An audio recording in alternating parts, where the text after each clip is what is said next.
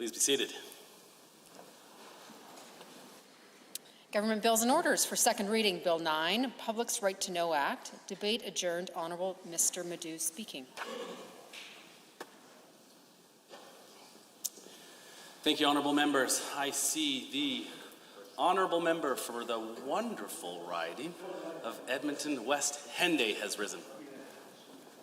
Well, thank you, Mr. Speaker. It's a pleasure to rise this evening to speak to Bill 9, the Public's Right to Know Act. And as I had the opportunity to review some of the work that we see within it, I think that on paper it looks reasonable. But like much of other pieces of legislation that we've seen come forward from this government, it's often light on details, and at the end of the day we have to wait for further consultation and regulations to come forward to truly see what this government has in mind for the legislation itself. And when we look at what's before us, specifically before the regulations have been developed and some of the final ideas have been completed, the fact is, within the legislation, I think that it does very little to address the priorities of Albertans, and in the same breath, it does little to address the key justice issues that Albertans have and the concerns that they've brought forward to myself and my colleagues over the last few years with this government in place. And one of the main issues that we continue to hear about, and we raised our concerns at the time that the legislation was brought forward regarding changes to the Victims of Crime Fund, a fund that was put in place to support, as the name suggests, victims of crime. And unfortunately, at the time of that debate, we saw this government moving to divert the majority of the funds, 60% of the funds from that program, that very important program, into other programs or other parts of the ministry or in the department. And so that continues to be a concern, something that we aren't seeing addressed through Bill 9, the Public's Right to Know Act. Further, we saw through this budget, if I am correct, a further cut to the Victims of Crime Fund by approximately 12%. And so we continue as a caucus, and myself as the representative of those in my community who may be trying to access funds like the Victims of Crime Fund, why we are going down this path, and why, when we have the opportunity to fix problems that this government has made, why we aren't instead having conversations about that, or why we aren't seeing opportunities to fix that in Bill 9, the Public's Right to Know Act. And so, while I think that the principle of this legislation is reasonable, and we can get into further what this might actually mean for the responsibilities of the department and the minister, but I think at the end of the day, and we've actually heard the minister quite clearly explain that this doesn't necessarily change a lot of the opportunities that the minister has to provide this potentially critical information in the first place, that in many cases there was opportunities to do this already. And so we see, instead of addressing the priorities of Albertans, we see a government that's more concerned with passing legislation that the minister themselves admits isn't necessarily needed. And I know, or I believe, that this was a platform commitment from the UCP, and so I can appreciate that they are working as fast as they can to move forward on those platform commitments that they had. But the fact is, while we are going through that process, we should be ensuring that while we are reflecting on opportunities to strengthen the justice system and strengthen the transparency within the justice system and within the ministry even, that we are actually taking those opportunities and making sure we are doing the best that we can when those opportunities are before us. I think that it's quite clear from some of the discussions that we've seen and looking to even some of the opportunities that we have in the opposition with Bill 204 and that we have as a House, that this legislation doesn't necessarily ensure that specific data that Albertans are very clear should be recorded and reported, that it is quite lacking, and we have opportunities in the House. Again, a perfect example is Bill 204, the Anti-Racism Act, to ensure that things like race-based data are being collected and reported on, to ensure that we are able to, in the case of systemic problems, do our best to combat those types of things. And so while I can appreciate that with Bill 9, the Public's Right to Know Act, that may be in principle what the government is trying to accomplish, I still do have concerns based on the vagueness, I suppose, of the legislation before us, that we are going to ensure that that is indeed the case, that transparency in recording and reporting of these types of incidents is done to the best of our ability. And so, again, when we look at Bill 204, the Anti-Racism Act, and the idea of collecting data within the justice system related to race-based data, and also providing a framework that requires public bodies to collect that important data and evaluate it, I think that in Bill 204, it's quite clear what the objectives are and how we get there, a roadmap to ensure that we are bringing forward more transparency, and I think that is somewhat unlike what we're seeing in Bill 9. Again, we in Bill 204 see an opportunity for an anti-racism advisory council that can make recommendations based on that data collected. We don't see any such thing in Bill 9, the Public's Right to Know Act. And so when we take a moment to just quickly review what we saw in the UCP platform regarding this act and potentially the idea of why it may have came forward, we see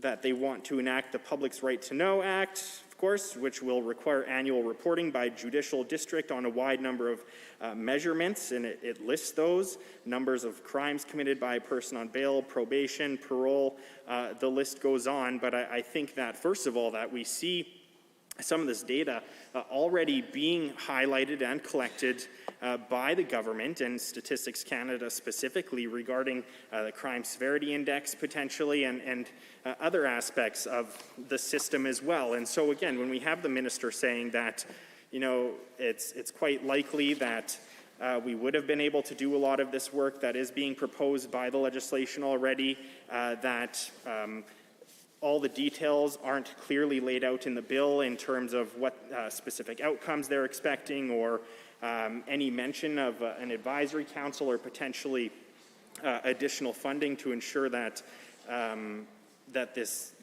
data collection is done correctly. And again, looking at specifically what data is going to be collected and how it's going to be used. While it is reasonable to support this in principle, I think that there is more work that should be done regarding this legislation and ensuring that we are taking the time to be as transparent as possible through the process, or ensuring at the end of the process that transparency is going to be increased. You know, we've seen other decisions by this government or conversations that they've brought forward specific to justice, the Justice Department and the system, and one that continues to be a concern for my colleagues and colleagues from municipalities across the province, whether we're talking to specifically the Alberta Municipalities Organization or rural municipalities of Alberta. They've all been very clear on this continued talking point from the UCP government that they do not support the idea of an Alberta police force, that it will take important resources out of those communities, that it potentially could lead to less transparency compared to what we have now, and those have been clearly laid out by, again, municipalities across the province, but we continue to hear from the minister, from the premier, from this government, that they are still interested in pushing ahead down that path. And I think it's clearly shows that there is a disconnect between the UCP's priorities and the priorities of everyday Albertans, the priorities of this government, and the priorities of municipal leadership across this province. And I think it's reasonable to say, again, when we look at the decisions to divert funds and further cut them from programs like the Victim of Crime Fund, that this government, while it has had ample opportunity to correct some of these mistakes that they've made already, that they haven't taken those opportunities. And it's deeply frustrating to myself and to my constituents and to many Albertans across the province, especially those who are actually trying to access these programs. And so, again, Mr. Speaker, I appreciate the opportunity to speak to Bill 9. I think that in principle that I think it's reasonable to see a reason to support this, Mr. Speaker. I think that it would have done us well to see more details about exactly what data is going to be collected, how it's going to be collected, potentially what kind of extra funding we might see to ensure that it's collected on a systematic basis to ensure that the data is equitable across the board and ensuring that communities have ample funding to do the work that the government may be asking them to do through the regulatory process. And so with that, I look forward to hearing more discussions on this. I think that, again, as we talk about our caucus's proposal around Bill 204 and the importance of collecting data such as race-based data, that with what we're seeing here from the government, I think that there is some similarities, and I hope that when the vote on Bill 204 comes up, that the UCP government recognizes those similarities and opportunities to do what's right for all Albertans in that instance. So with that, I'll take my seat, Mr. Speaker, but I appreciate the opportunity. Thank you. Thank you, Honourable Member. Are there any members wishing to join debate? I see the Honourable Member for Edmonton Rutherford has risen. Thank you, Mr. Speaker. I appreciate always the opportunity to speak in this House about, matters before us. Obviously in a rush today. I take my role here in the House as opposition critic very seriously and read each of the bills and read supportive information that's made available to me, and quite frequently do a fair amount of research myself on each of the bills. But, I've commented a number of times in the House here that the bills that we're seeing in the House repeatedly are bills without substance. And here we are yet again with another bill. I know in the fall session I made comments that we had a significant number of bills that were only 4 pages long, and in this case the bill's only 3 pages long. And again, as I have sought to make comments to this government, I sort of wonder why it is that they proceed with bills with such little substance to them when, they clearly have decided to open up a file and look at a particular topic, why they don't actually spend some time working with members of the community to talk about how you might make the bill robust, make the bill effective, and so on. But I've finally come to the conclusion that the UCP government has taken the position that their supporters can count, but they can't read. And as a result, they are able to say they have, produced X number of bills, some number that sounds good in this House, and that they have fulfilled some X percentage of their campaign promises, hoping, of course, that nobody looks beyond those simple numbers and actually looks at, well, what did they do? Did they actually do something that's going to make our life better or not? And frequently, we're finding ourselves with these bills that, surely were written in just a few minutes. I previously joked about it being written on the back of a napkin, and here I am in exactly the same place again. And just as, with some of the bills in the fall, I have some, serious concerns that yet again, this legislation is simply putting into legislation what practices which are just normal governance practices that would be expected of any minister anyways. And I don't know why they feel the need to constantly legislate their own minister's behavior. I guess it's a lack of trust that their minister will actually engage in due diligence and follow standard governance procedures if they don't have it in legislation forcing them to do it. So I'm just not quite sure, what's going on here other than simply a chance to bolster their numbers so that they can have easy talking points that make it sound like they're engaged in something when they're not. So let's just take a look at this bill for a second, because of course, as I've said before, it's not what the size of the bill, but what you do with it. And so I read through this bill, as you all can, if you happen to have 15 or 20 seconds. And point of order has been called. The Deputy Government House Leader. Thank you, Mr. Speaker. I rise at 23H, I, and J, specifically comments meant to create disorder in this chamber. This is the second time that member has used what I believe is a phallic reference in this chamber regarding to not the size of the bill, but how you use it. He did it back in October of last year, or in the last session. At that point, it was certainly more overt. At this point in time, I think it's quite ridiculous that member thinks such a joke is suitable in this chamber. Disgusting. And worthy of the time of members of this chamber. And frankly, the members of Edmonton Rutherford did not elect him to come here and make jokes of such a nature. So I would encourage that member to retract, apologize, and let's not try to use a bad joke again in this chamber. Disgusting. See, the honourable member for Edmonton Ellerslie has risen to respond. Mr. Speaker, this is just another attempt by our friends over on the other side of the House to distract the member while doing his interjection here in the House. He is providing ample information and opinion regarding not only the people that he represents, but of course all Albertans, and he's simply, adding to the debate. So, Mr. Speaker, in all due respect, I don't believe this is a point of order at all. I also don't find this to be a point of order. I also didn't see that the comments that were made by the honourable member for Edmonton Rutherford had really in any way decreased the decorum in the room. I think that now is the time for the honourable member for Edmonton Rutherford to continue with the call.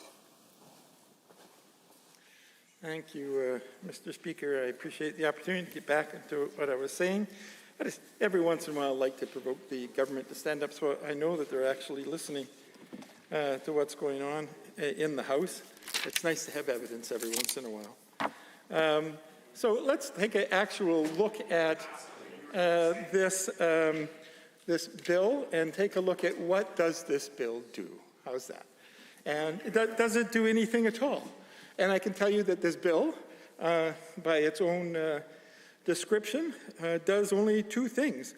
One, it says you can prepare a report, and two, it says you can let people read it. That's it. That's what this bill does. It doesn't tell us anything about which particular data is in this bill, what the requirements are for the construction of the bill. It doesn't say who has to be consulted, who has to be involved. It doesn't have to say what mechanisms of data collection or data analysis are to be used. It doesn't describe categories or chapters or sections that must be included in a bill in order for it to be a complete bill and to meet the requirements of this. It simply says you can actually write a report. Now, the minister themselves has agreed that the minister can write reports now. In fact, we would hope that the minister actually engages in writing reports in order to be able to describe what it is their ministry is doing. So it doesn't actually provide them with any significant support or direction in terms of what is to be done. The second part of this, of course, is that the Section 5 talks about actually letting people read the report, which actually I'm finding myself wanting to support, because we, of course, are in this House with this odd situation that the Murdered and Missing Indigenous Women and Girls report that came from Ottawa 3 years ago was supposed to have led to the creation of a report and so on. And here we are 3 years later with the report not being issued to the citizens of the province of Alberta. We still haven't read the report. I don't even know if there is one. I'm told there is one, but I have no evidence that there is one because they haven't shared it with anybody. So what we actually have is legislation that actually does reflect the problem with the government. That is, if you don't write it down, that you have to create a report, and then in the next section say, oh, you must let people read the report. Apparently it doesn't happen. Apparently the Minister of Indigenous Relations doesn't have this kind of requirement on him. And so, you know, I guess I have to be supportive here. I have to be supportive because it's quite evident that indeed, unless they are directed by legislation, ministers of this House will not actually let people read a report that is being paid for by the citizens of Alberta. What an odd situation we're in. The whole point of this is the Public's Right to Know Act. And we actually have a government that is choosing not to let the public know unless they're forced into it by their legislation. What an odd situation that we are in here. I certainly wish this government had taken the time to expand this report, to give us some understanding and details as to why it is a minister needs this level of direction in order to function competently in their job. Why it is that without this kind of direction, a minister can, like the Minister of Indigenous Relations, ignore the province of Alberta and not issue a report, not share the report with people. It's really odd that we're finding ourselves in this position. And I guess I'm going to end up by voting in favor of this in hopes that maybe we could even include this piece of legislation in all government legislation.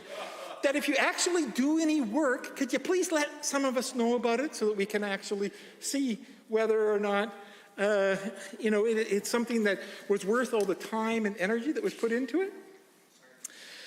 So, you know, here we are with this very thin piece of work yet again, a piece of work that suggests that something that should normally be done, but doesn't give any direction, doesn't give any circumstance, doesn't give any context, doesn't give any timelines, doesn't give any depth, doesn't give any categorization of the information, doesn't give any suggestion about who needs to be consulted or what kind of source of information needs to be sought in order to do this, doesn't give any sense at all about how that data will be analyzed, what mechanisms will be used to turn that data into some kind of policy, doesn't give any kind of direction on how the mechanisms from which the data collection will then lead to somehow informing the public. How will the public know? Where will it be reported? Who will get a copy? Will it be every citizen in the province who will have access to it? Will it be only specialized group that have access to it? Really, this report has done very, very little. We have such a very small piece of effort here, as we have so many times. I think we're over 12 bills now that are 4 pages or less long. And when you consider that actually 2 of the pages are about table of contents and so on, that really means there's only like 1 page of actual information, at least better than the one bill that actually literally had only 1 line in it. But here we are, find ourselves again with a government that has done the least they can possibly do in order to say that they did something because they want to tell people that they did something. And of course, they'll report widely, I'm sure, that they put out this great bill called Public's Right to Know Act. And unless people are taking the time to actually delve into the act, they will just assume that the government actually did achieve some progress in terms of the citizens' right to know. It's a shame because, I'm always trying to look for times where I could support the government in the work that they're doing. Because I really want to be able to do that. It's always the first thing. What can I support in this bill? What can I be happy about? And yet here again, I find myself only supporting it, I guess ironically, because I actually do want to see a report. And so it's really nice to have legislation that would allow a report to occur. What this government is not doing, of course, is they're not actually delving into the problem at hand. They're not looking at the issue of crime. They're not looking at the causes and the mechanisms of crime. They're not looking at the mechanisms of discovering crime, of responding to crime, preventing future crimes, of somehow rehabilitating those people that commit those crimes, reintroduction of those people back into society in a way that would be positive and beneficial to society. These are all things that I would have loved to have seen the government do, things I probably could have jumped up and said, I found something I support you on.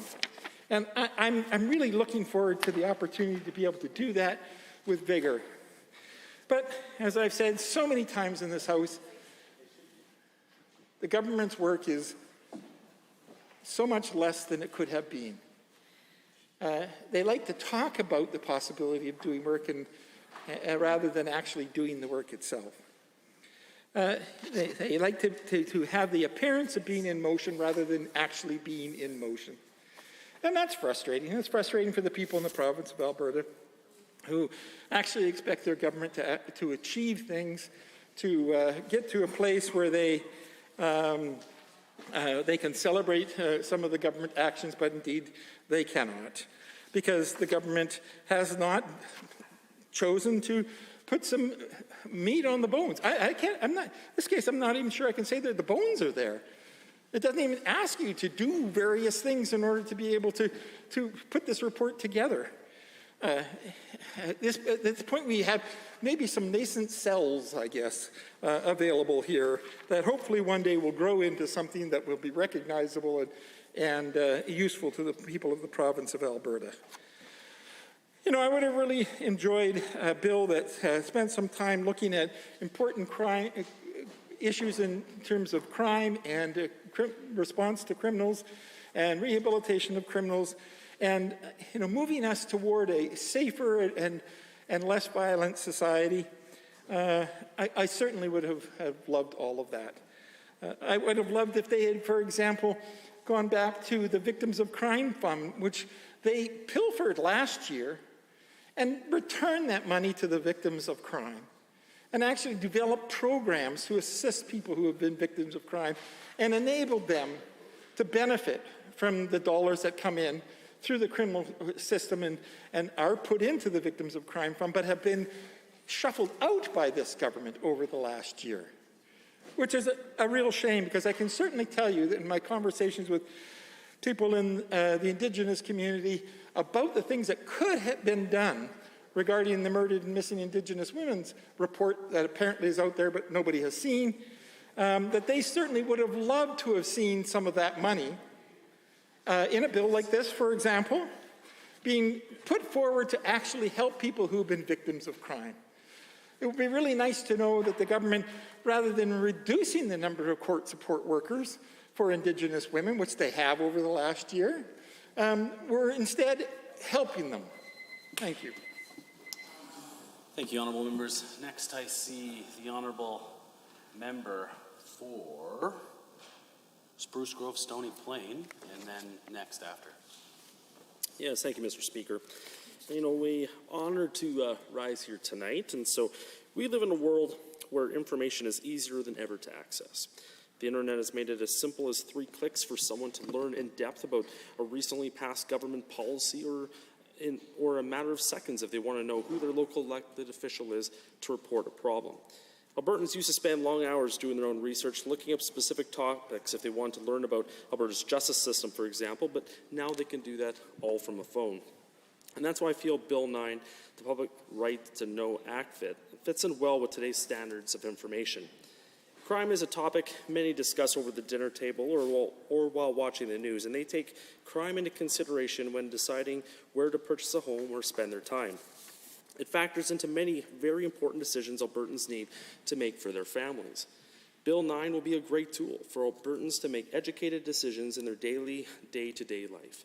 The ability to access a provincial database with crime stats is a great tool in their toolkit as they make decisions for their family. While Stats Canada does have this information readily available to the public, having a provincial database gives this government the flexibility to highlight statistics that tend to be the most concerning for people, such as data about violent and serious crimes. The public has a right to know how crime is affecting their community, and this legislation would uphold that right by requiring the provincial government to report this data annually at a minimum through a report in the legislature and by publishing the information on the Government of Alberta website.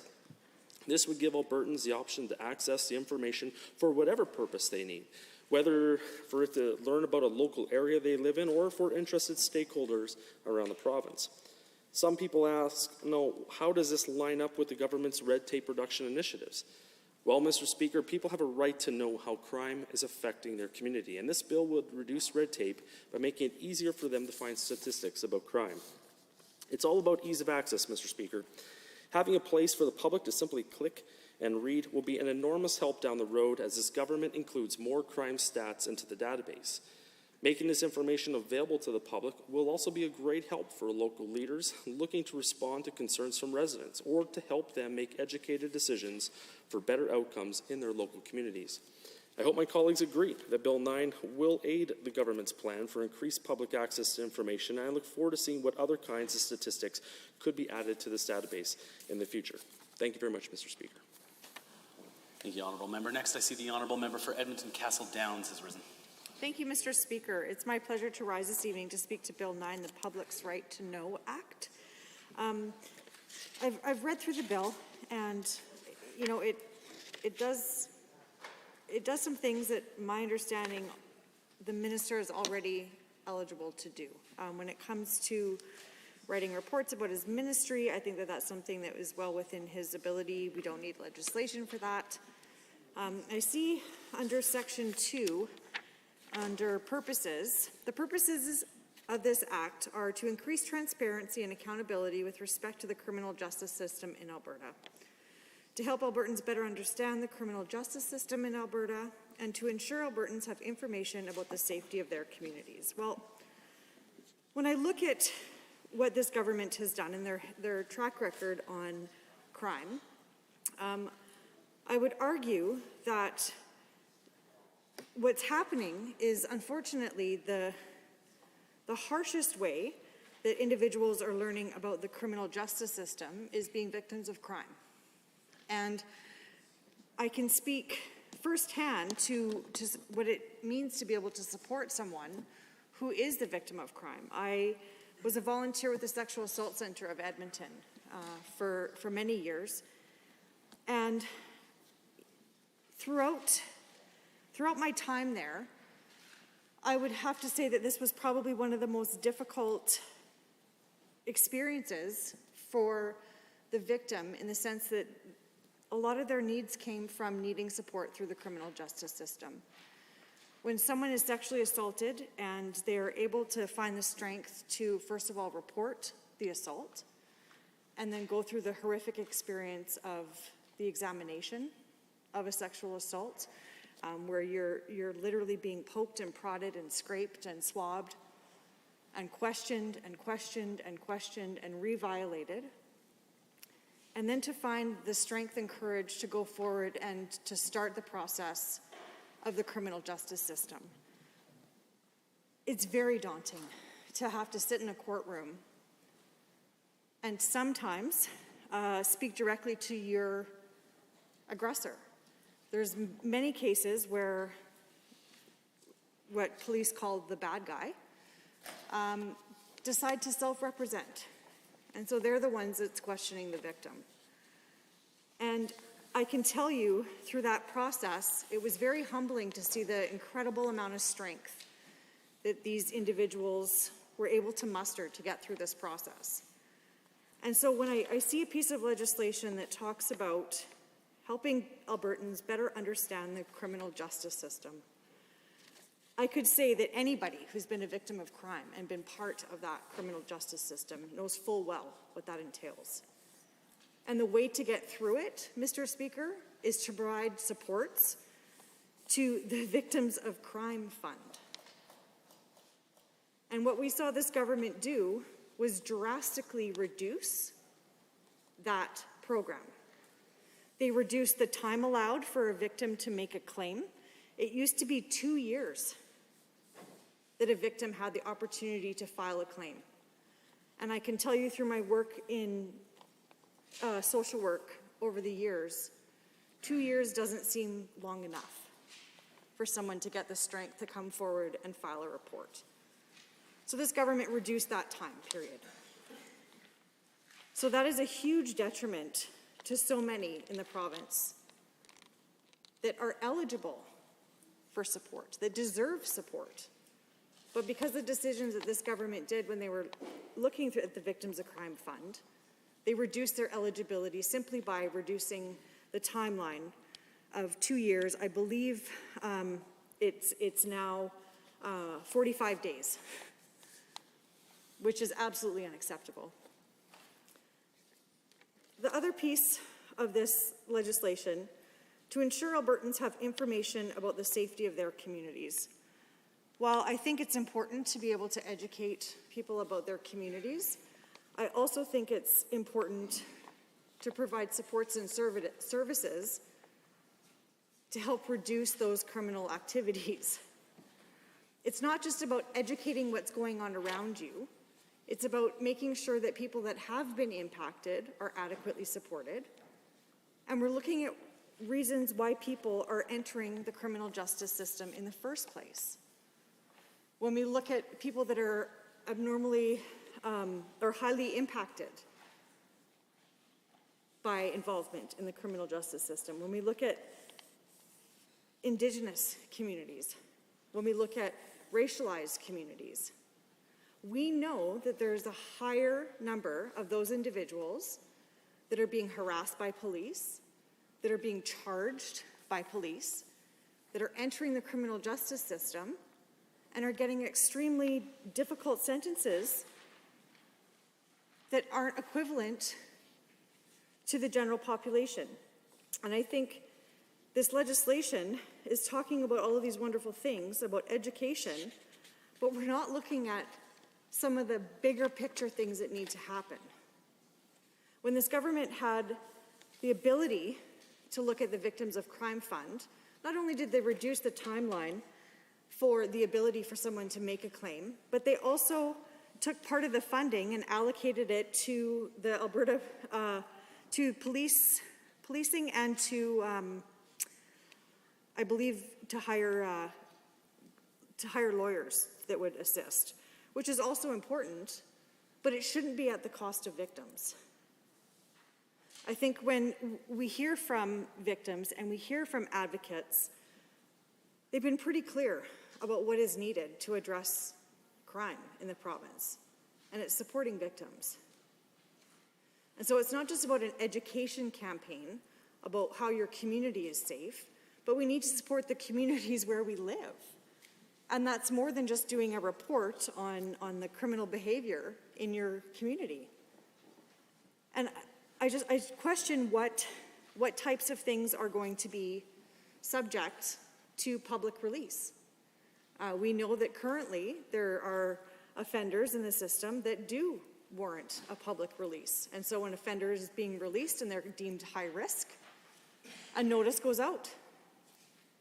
And the community is informed that so-and-so with this description was charged with, was sentenced to, and is still a risk to the community. We have that information. We know when these individuals are being released.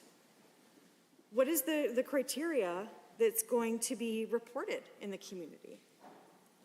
What is the consideration for individuals that perhaps couldn't afford a great defense team? We hear of cases where people are wrongly accused, they're wrongly confined, and then through appeal, they're able to to overturn the ruling because they were actually not guilty. So I'm curious about what criteria is being put in place when we are releasing these reports and this information to communities in an attempt to keep them safe. Who's providing this sort of resource and information to the ministry to determine this list? I know it was very controversial when it was determined that the high-risk offenders information would be published. There was advocates on both sides talking about the impacts of that information being released. And I think it's very important to talk about more than just information sharing. We need to talk about support and services. Because I can tell you, when someone is being released, in my experience with supporting victims, typically that victim would be phoned. And they would be advised, your offender is being released into the community. And that immediately triggers stress. If a victim has any sort of PTSD, all of that could come rushing back to that individual. And what supports are in place for that? What is the consequence of providing all of this information to a community in an attempt to keep them safe if we're not supporting the victims that put this bad guy in the criminal justice system in the first place? Has that been considered? When we are talking about informing the public, what is the consequence to those that have been impacted by that individual? Because I can tell you, when I've been working in the realm of social work, anytime there was a bail hearing, anytime there was an appeal for release or a parole board hearing, the victims were notified that your offender has asked for this to happen. And just the simple knowledge that that person is asking to be released was a trigger. And it created incredible amounts of stress for that individual and their loved ones who saw the individual go through it, whether it was their coworkers, their children, their spouse, their parents. It has a huge impact when we talk about these things. And so when we're talking about making sure that Albertans are safe under the public's right to know, what supports are being put in place for those that have been impacted? This is a big piece that's missing, and it's a big piece that we've continued to see this government cut. Having significant cuts to the Victims of Crime Fund is incredibly detrimental. It has ripple effects as well. It has an impact on the access to mental health supports. It has access or impacts on the healthcare system, social services. There's an impact when people aren't getting their mental health needs met. And when it's because they were a victim of crime, they deserve compensation and supports. And to reduce that, it doesn't mean that they're not going to still continue to attempt to get those services and reports. It means that they're going to go to other systems to do it. And so what does that look like? Well, it could be a call to children's services because the school is called in saying that, child A hasn't come to school in 2 months.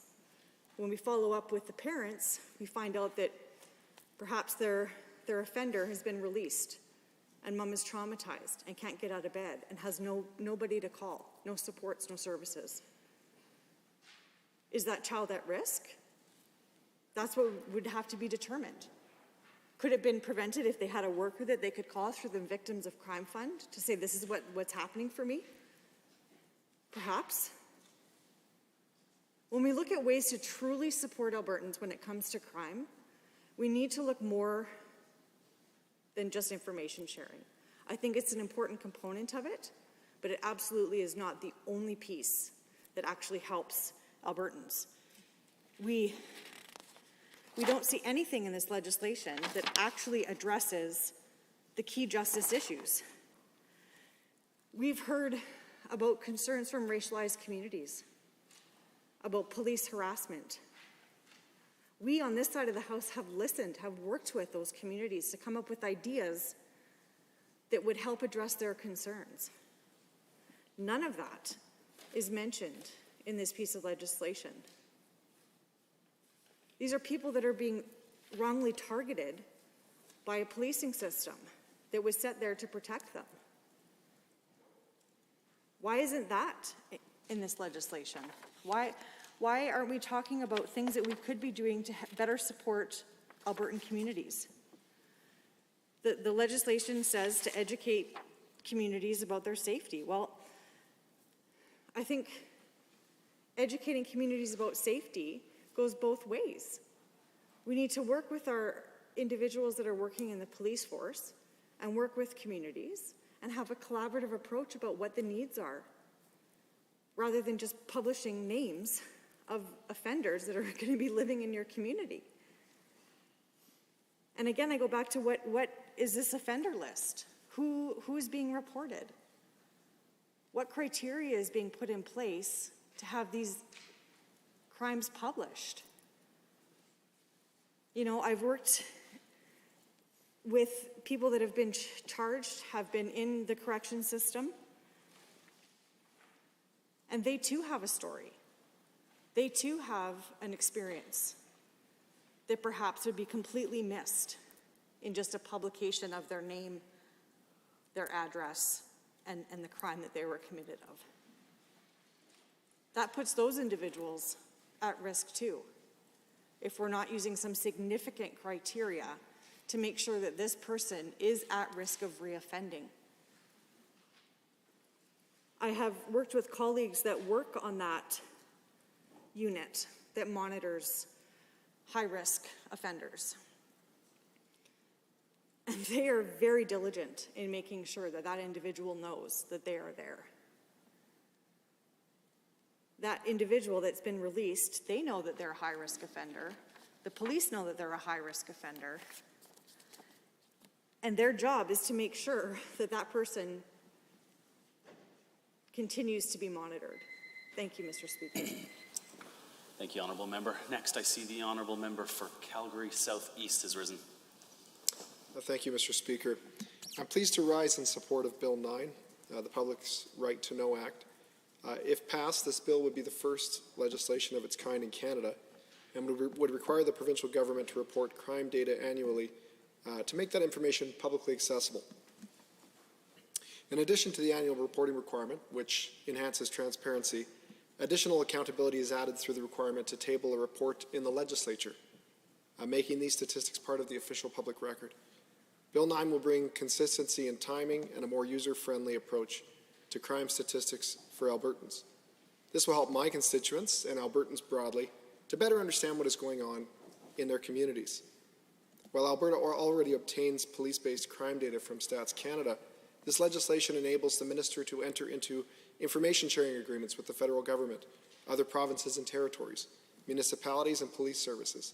This collaboration and improved access to crime data will help policymakers at various levels to make evidence-based decisions that will hopefully lead to better outcomes and safer communities.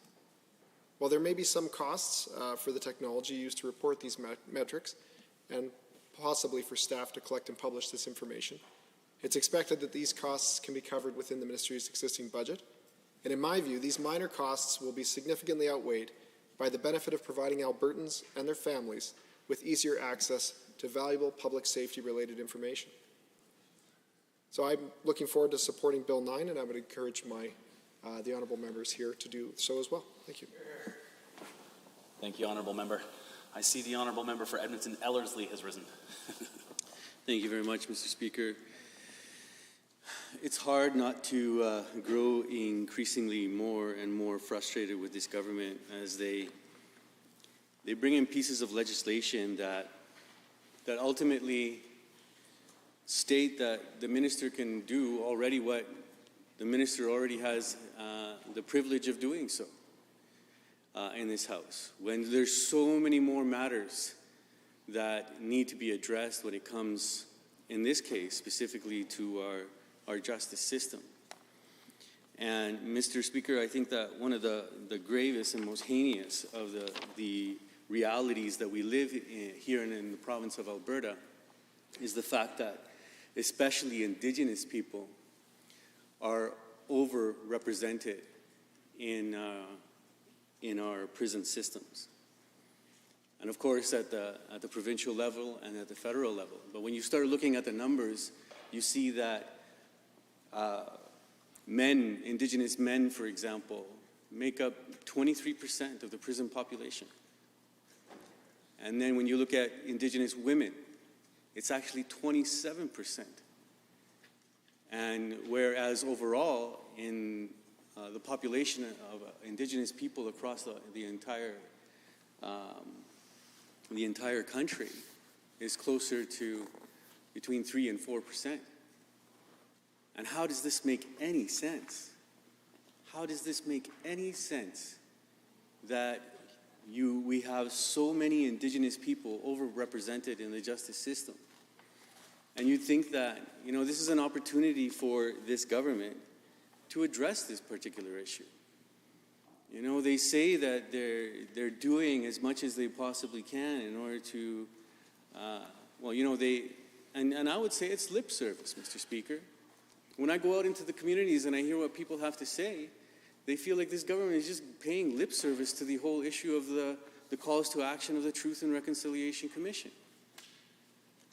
And it's a shame. Because, especially the Minister of Indigenous Relations likes to get up in this House and say that he's doing everything possible to actually address the calls to action of when it comes to the Truth and Reconciliation Commission. But what he's been able to do is next to nothing. Is absolutely next to nothing. And the reality is that that's not the only concern when it comes to our judicial system, but which I think is the most gravest of all, though, because it has to do with the relationship that exists between Albertans, Canadians, and Indigenous peoples. And you have to ask yourself, okay, well, what's the root of the problem?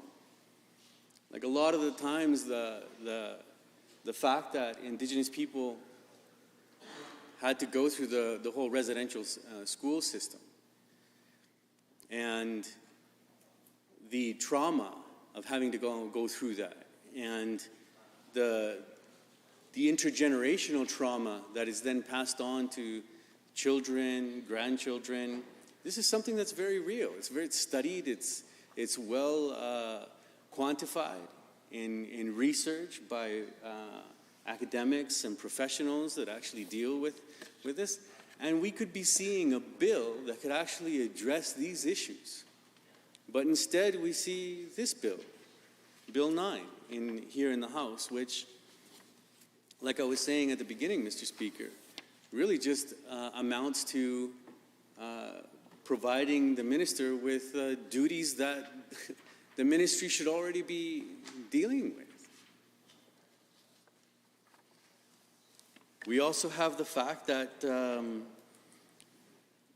last year, this very government decided that they wanted to raid the Victims of Crime Fund and use monies from that particular program for other means, which we see absolutely nothing about. They have not demonstrated in any feasible way that they're actually addressing issues related to actually helping families. And I'll remind members of the House that Alberta has 73 victim service organizations. 73 victims organizations, family victim service organization. And when this whole issue actually came out regarding this move, which is intended, like this Victims of Crime Fund is intended to put aid the victims of crime and actually put people and put families first. So here we have another irony, Mr. Speaker. This government gets up time and time again, and it's like they like to put families first, putting people and families first. But here's a very concrete example of how, instead of putting people and families first, they actually went in and they actually raided this particular fund, and in the end, had 73 organizations throughout the entire province, calling calling their bluff on the fact that they like to put people and families first. And when it comes to this particular issue, those 73 victim service organizations came out very diligently in order to tell this government. And, you know, just last week, I was telling members on the other side that they say that they like to listen to Albertans. They like to listen to stakeholders, and that they're doing what stakeholders and Albertans want. But again, Mr. Speaker, I put forward the argument that they only like to listen to Albertans and stakeholders that actually agree with their political ideology. And I remind them that they're here to represent more than just those who agree with their political ideology. And here we have an example of 73 victim service organizations that were completely against what this government presented in this House. And they have done nothing to rectify that. Nothing to rectify it. So not the people who are actually victims of crime, or the organizations that actually help with, help the families and the people that actually go through that crime here in the province of Alberta. So here we have, Mr. Speaker, we've discussed the fact that we have a severe and damning problem with systemic racism inside of our judicial system, our justice system as a whole. The fact that, as I was stating, Indigenous people are overrepresented in the justice system. And then on top of that, Mr. Speaker, we have a government who, when it comes to the issue of the attacks on Black Muslim women here in the province of Alberta, have also done next to nothing. Now, don't get me wrong, Mr. Speaker. I think it's very important that places of worship should be protected, and it's great that a grant has been provided so that the boards of directors can actually put up surveillance cameras and things like that in order to deter people from marking places of worship of all kinds, doesn't matter which religion, with profanity and racist symbols and the like. That's fine, it's good. But the specific question before the House last year was the increasing amount of attacks on Black Muslim women in the province of Alberta. And we have yet to see any action from this government to address that specific issue. The Minister of Justice could have used this opportunity to present a bill into this House that would actually address that particular issue. And that's why when people hear what this government has to say, all they can think of is it's nothing but lip service. They say they're doing something to address racism here in the province of Alberta, but yet when it comes to the actual concrete problems that actually Albertans are facing, they actually are doing absolutely nothing to address it. You know, it's concerning that over 9 Black Muslim hijabis were actually attacked here in the province of Alberta. And perhaps people remember how I was impacted by that when the whole issue of the London family happened, and that it was important for us to address this head on. And that's why I find it frustrating. I find it frustrating to be inside of this legislature and realize that this government is doing nothing to actually address that particular issue. Because these are real people in communities all around Alberta. You know, like the bill here, like is, and I'll read out of section 2C. It says here, to ensure Albertans have information about the safety of their communities. How does this particular bill address the fact that black Muslim hijabis walking through their communities are actually going to be able to do so safely? And not just them, Mr. Speaker. Anybody that actually dresses in a diverse way. And we have lots of Albertans that choose to dress in a diverse way when they're out and doing their business. And because of that, they're targeted inside of their own communities. You know, I was at an event a couple of weekends ago with the Hoyo Women's Collective. They were doing their celebration of International Women's Day. And one of the Somali members of the community, who's a black Muslim hijabi, got up and was talking about the fact that how cowardly is it that an individual would run up on a grandmother from the community and attack that grandmother from behind. So then it begs the question, Mr. Speaker, because they were looking at me and they were looking at all the other politicians in the room that day, and they were saying, what are you doing to address this?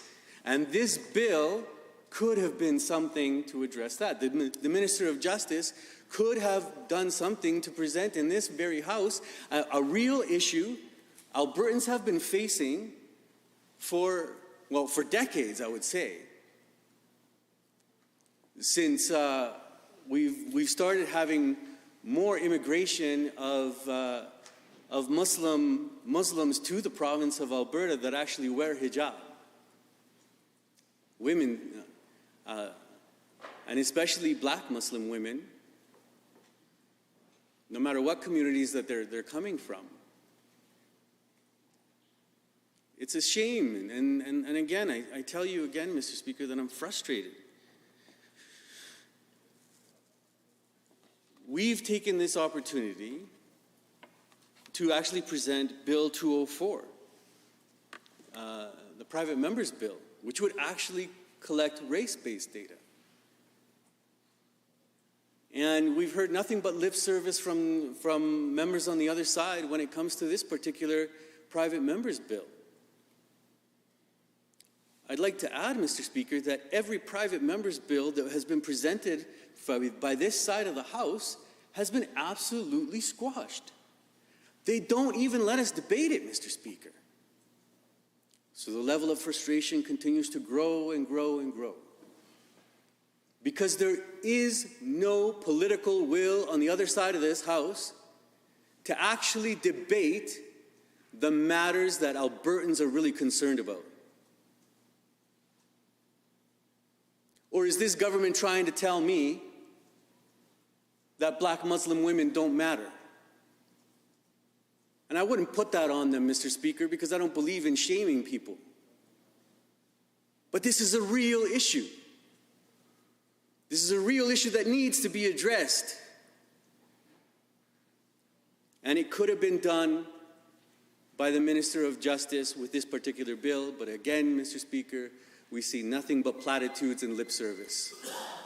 Thank you, Honourable Member. Are there any other members looking to join debate? I see the Honourable Member for Calgary, Wooler-McCall has risen. Thank you, Mr. Speaker. And earlier I heard a couple of speeches from the government side as well. And colleagues on that side presented this bill as groundbreaking and something that never happened in the history of any legislature, and how Alberta will be first and all those things. However, I didn't see much in this legislation.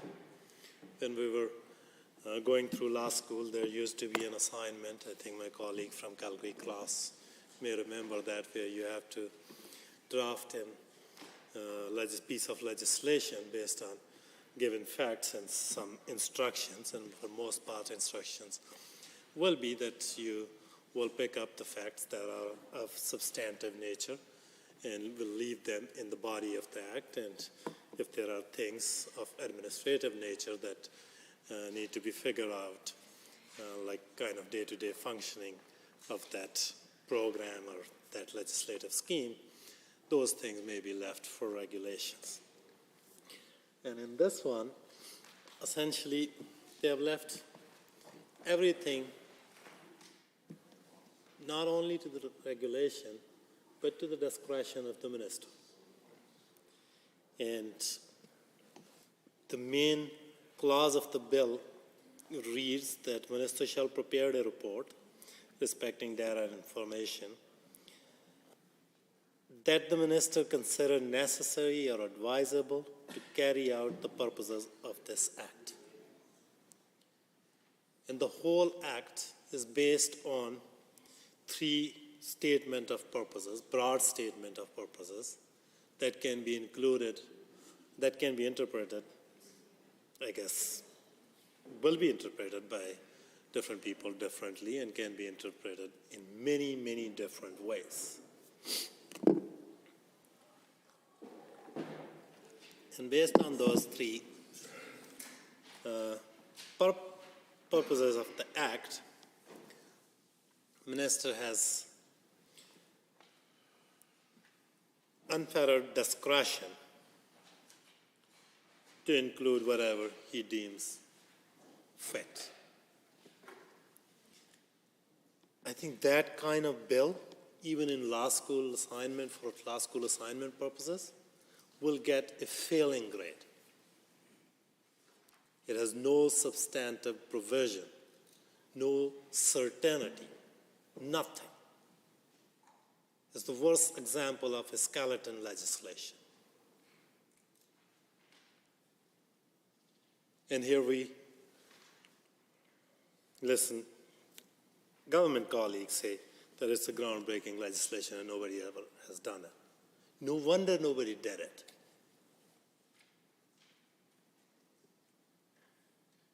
Because there is nothing in this legislation at all. We don't know what information will be collected. We don't know what criteria minister will use to collect that information. We have no information whatsoever.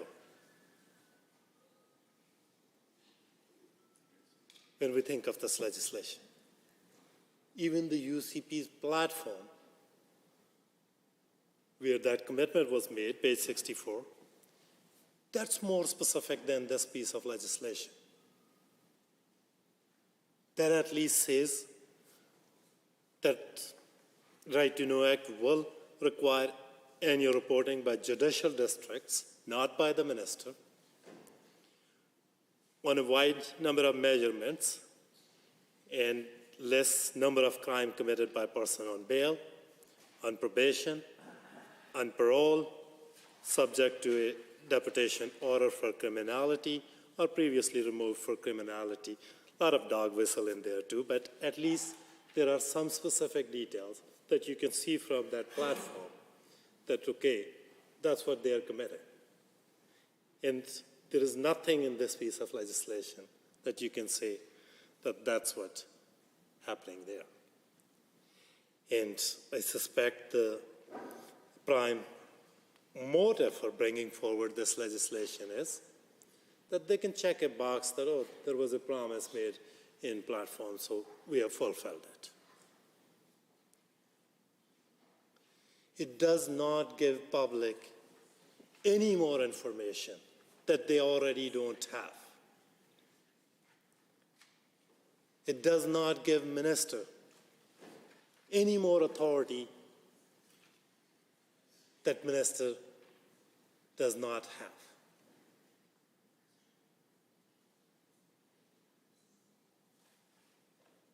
All these reports, for instance, Calgary Police Service. They quarterly publish on serious violent crimes, on basically everything that goes on in the city. Stat Canada publishes those reports. City of Edmonton publishes those reports.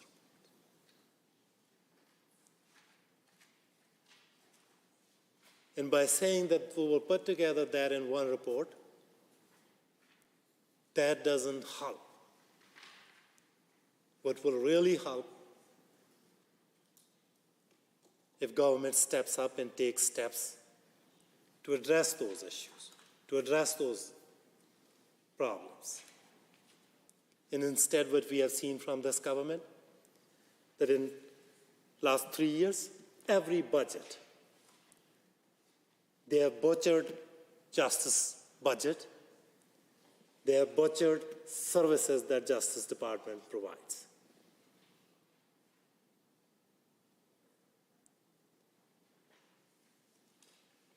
And none of that speaks to the priority of Albertans that we talk to. I represent a very diverse riding. I have people from many different cultural, ethnic, religious backgrounds, people of many different talents.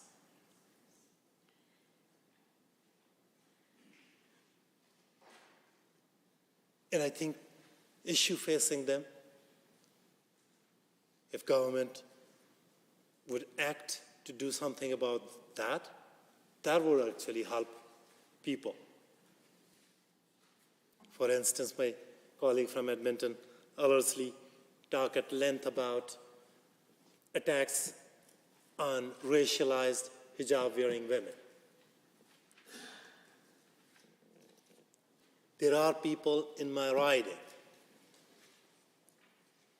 who are fearful of going out, getting onto C-train, just because who they are.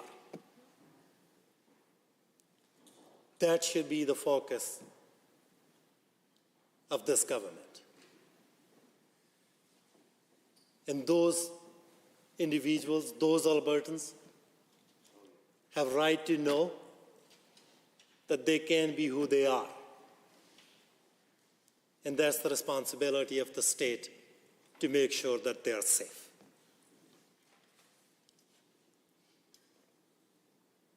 And as was mentioned, that yes, there was a grant given to religious, faith-based organizations. Good on government. But many of these attacks were at bus stops, at shopping centers, at parking lots. Even many of them were on the streets and on the roads. And we have not heard a thing what government is doing to address that one. And those people have right to know what their government is doing about it.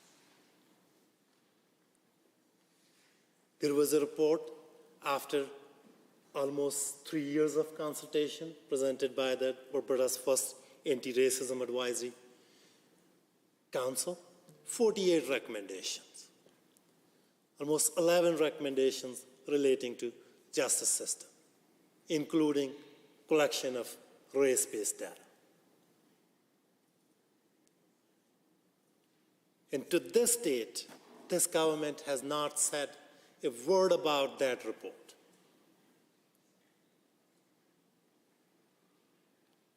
And those on the receiving end of systemic racism, those on the receiving end of racism, those on the receiving end of hate-motivated crimes, they have the right to know why this government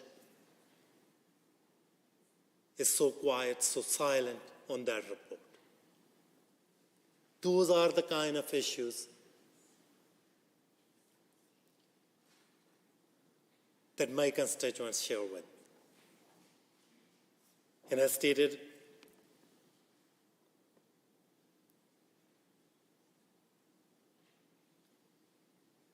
here that to increase transparency and accountability with respect to criminal justice system.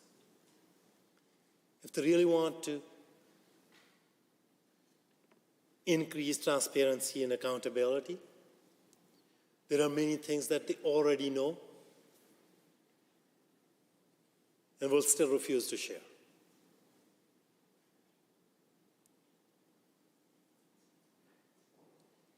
And by just reporting on those numbers also doesn't resolve anything. For instance, due to Jordan decision from the Supreme Court of Canada, summary offenses must be prosecuted within 18 months and indictable offenses must be prosecuted within 30 months. There are thousands of cases who are at risk of being thrown out because they are already at that threshold. At 18-month threshold, at 30-month threshold. And yes, I understand that application need to be made. They won't be automatically thrown out. But instead of doing this stunt, I think government should be putting forward a solid plan that how they will address those delays so that people who have been wronged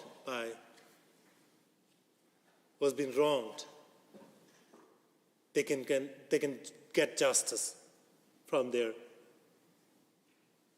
justice system.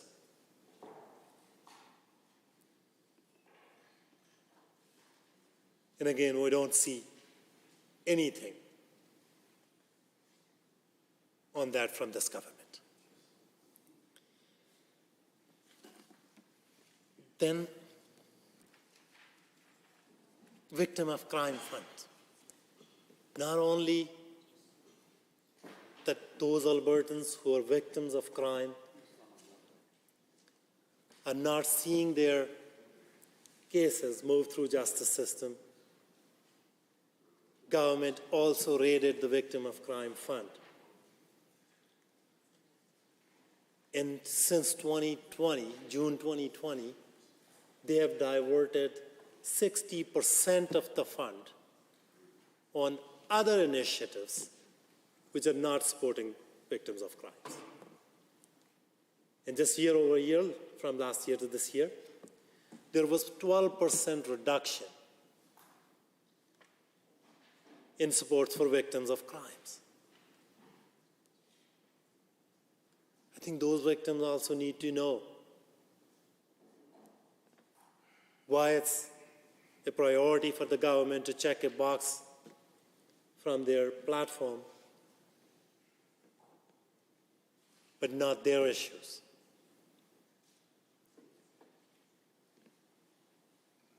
Why is government failing on a basic and fundamental responsibility of making sure that all Albertans, all citizens, are able to feel safe in their communities, and whenever they are wrong, there is a system in place that will help them with that. Be that justice system, be that supports from Victim of Crime Fund and other services. But those services, those funds, they are on the chopping block. And Albertans are getting less because of this government's policies. Thank you, Mr. Speaker. Thank you, Honourable Member. Are there any other members looking to join? I see the Honourable Member for Edmonton Northwest has risen. Thank you, Mr. Speaker. And I appreciate an opportunity to speak to this bill.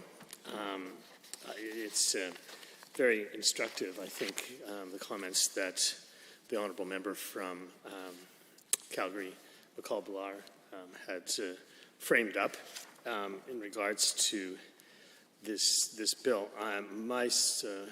The well of knowledge that I draw from in regards to justice issues is much less deep than perhaps some other people in this room, but I also, I think, can offer a perspective on as to just asking for clarification on this Bill 9 to perhaps seek a more clear understanding of what the Justice Minister is intending and the government is intending with this bill, and for us to make sure that it is substantive and is meeting the public interest, which of course I think all bills must pass that test in order to be relevant. And so I guess the first question that I have, because of course this bill seems to be seeking to require the Minister of Justice to publish an annual report with data and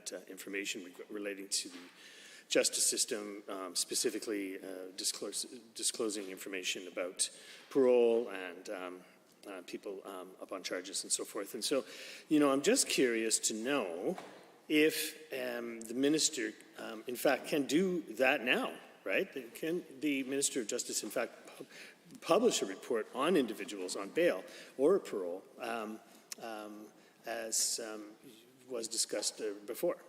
Or what specifically has to change that is blocking the Minister of Justice now from being able to do that? Because, of course, the first test of the salience of a bill is, of course, does it make a certain action stronger? The second question I have for the Minister and for the government in general is,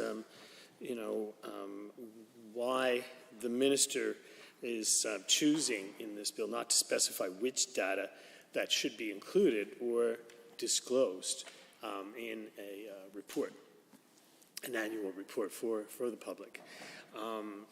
As was mentioned here before, and definitely I have an interest in this issue as well, is that, to what degree is data collected around race-based crime and or arrests by the police, and how can we use that sort of data to improve the justice system for all, right? Because of course the justice system isn't just to seek to protect the public from crime, but it's also to ensure that justice is served for someone who might be charged or arrested as well. And I know in this world of algorithms and so forth that, we can create tremendous narrowing of probabilities down as to where and when certain crimes might be taking place in a certain geographic location, or other uses for data like that. But I'm also concerned about the converse version of that, Mr. Speaker, which is to presume that you conduct justice using an algorithm as your basis for focusing, deploying forces in certain neighborhoods, having certain programs for different racialized groups in our society and so forth. And so, data is an unbelievably powerful tool that we have, and it's only getting exponentially more so over these last few years and into these next few years especially. And so, we really want to make sure that this Bill 9 is addressing that and respects both the integrity of data that we're collecting and what kind of data are we collecting and how do we disclose that data as well. So it's not just a matter of saying, let's open up the books and let's all see what's there. It's a question of what is the minister going to choose to disclose and how and under what circumstances, and framing that data as well for the public's knowledge to know more. Another question I have, again, I guess it's related to that, Mr. Speaker, and that's, with Bill 9 as it's written, and I'm sure the minister can clarify this for me, right? But like under Bill 9, what would stop the minister from picking and choosing which data they choose to disclose, right? So that, it's just all information has a certain meaning. And of course, if you can craft certain details that you put together, then, you're creating a story, right? And it's very important, especially in the service of justice, right, that we act through legislation to depoliticize the execution of justice at every turn, really, Mr. Speaker. And, I'm just concerned again if the minister has carte blanche discretion as to which data he might be or she is disclosing, and then, creating a narrative around that maybe doesn't necessarily correspond to reality, or making our community safer, or the execution of justice for people who might be charged to be the very highest quality possible. And then the last question I have as well is, again, around the minister supporting the collection of race-based data, which we have, I think, an interest in, and I think a common interest. I've heard the former Minister of Justice talking about this, and I've heard other members over the last few years speaking about this as well. And, we actually, coincidentally, Mr. Speaker, have a bill before the House right now, Bill 204, which would seek to, in fact, create a framework for us to move forward, to compel our various police forces and the justice system, criminal justice system, to give us that sort of information. And so, I could see a marriage between this Bill 9 and the disclosure information, and then, of course, with Bill 204, the opening up what sort of data we can, in fact, have, and then making much more informed decisions about our justice system to, in fact, make it more just. That's the best word you can use to describe the justice system, if possible. And so, those are some of the questions that I had. I know that there's a lot of challenges around the justice system here in the province, and these are challenges that just didn't appear overnight. I certainly watched these things in opposition before, and then when we were in government, and now, in 2022, we see some of those same things, but they've just been exponentially, in some cases, more of a problem, right? Certain issues around the timely execution of justice, right? Having people go to trial in a timely manner, right? That problem has just exacerbated itself here in Alberta over the last number of years. And I know, we can use COVID as an excuse, and it certainly was not a small material issue around booking court dates and so forth. However, here we are now.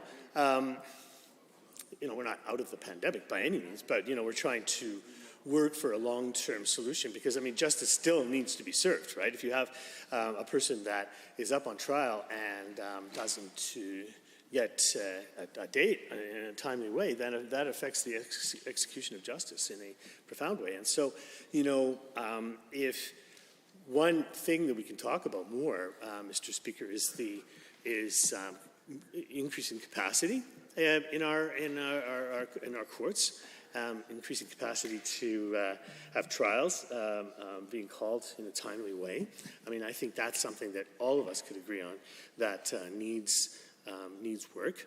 And there's nothing worse than perhaps making an arrest and putting up charges and then losing that charge because the courts are tied up and there's no room to have a trial, and that works for both, works both ways as well for the accused and for the general public and the police system. It's just frustrating all the way around. And so I mean, these are some of the issues that I think we need to talk about in regards to justice. Again, I was just being honest to suggest that I don't have the same degree of understanding nor experience in the justice system as some of our learned colleagues are here. But those are some of the questions that I have. And so with that, I would suggest, Mr. Speaker, could I adjourn debate? Thank you. Thank you, Honourable Member. All those in favor of the motion as proposed by the Honourable Member for Edmonton Northwest to adjourn debate. All those in favor, please say aye. Aye. Any opposed, please say no. No. That is carried. I believe the ayes had it. Under Government Bills and Orders for second reading, Bill 10, Health Professions Protecting Women and Girls Amendment Act 2022, Mrs. Ahir. The Honourable Member for Chestermere Strathmore has risen. Thank you so much, Mr. Speaker.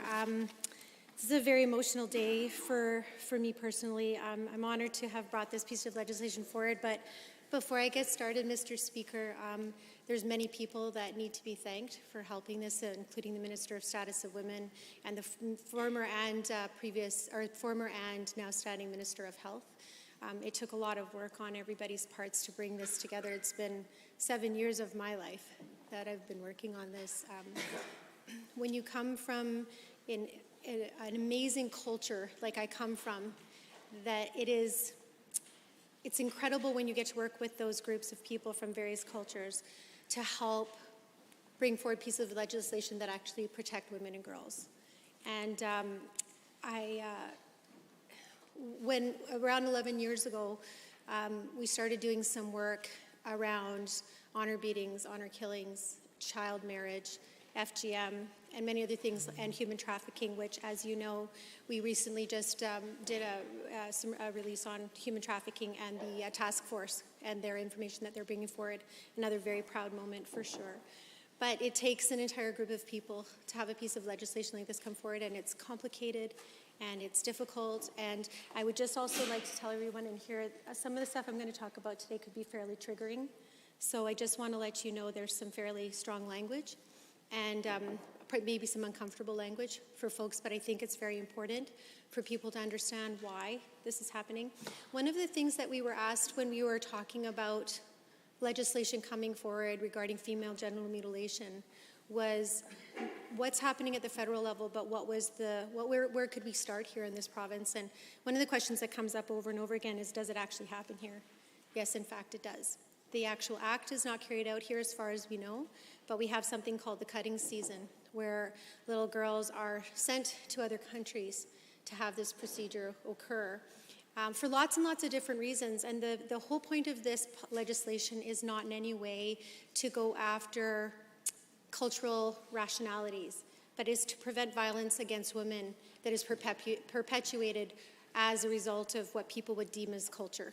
And just so you know, female genital mutilation happens on every continent in the world, other than the most northern continent, other than, everywhere else though, it happens in the world. And in fact, some of the biggest situations that are happening are in the United States right now because their federal legislation did not align with their state legislation. This came to my attention a few years ago in the United States, and it really started the process as to what needed to happen in our province. To everyone in here who's debating this legislation, even to be able to bring it to the floor is such a huge privilege. We'll be the first legislature in Canada to pass legislation like this in line with many other countries.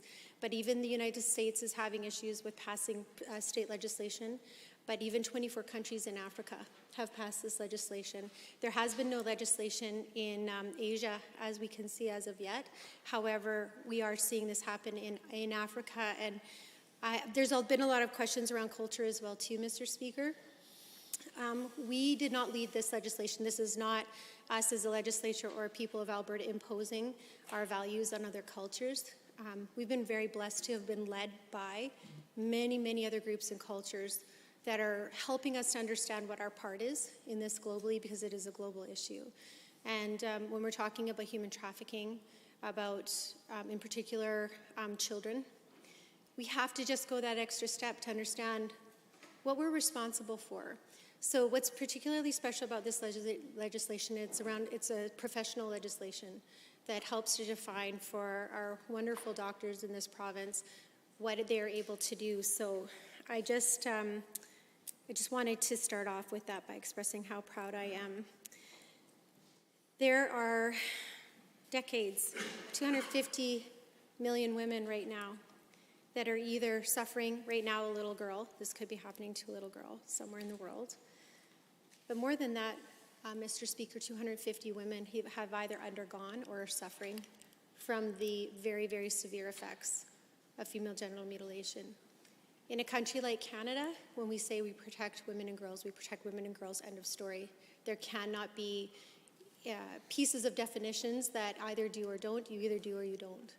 And this is one of those important things that we need to do within our province and within our country to start the conversation. And I mean that because a lot of people don't know.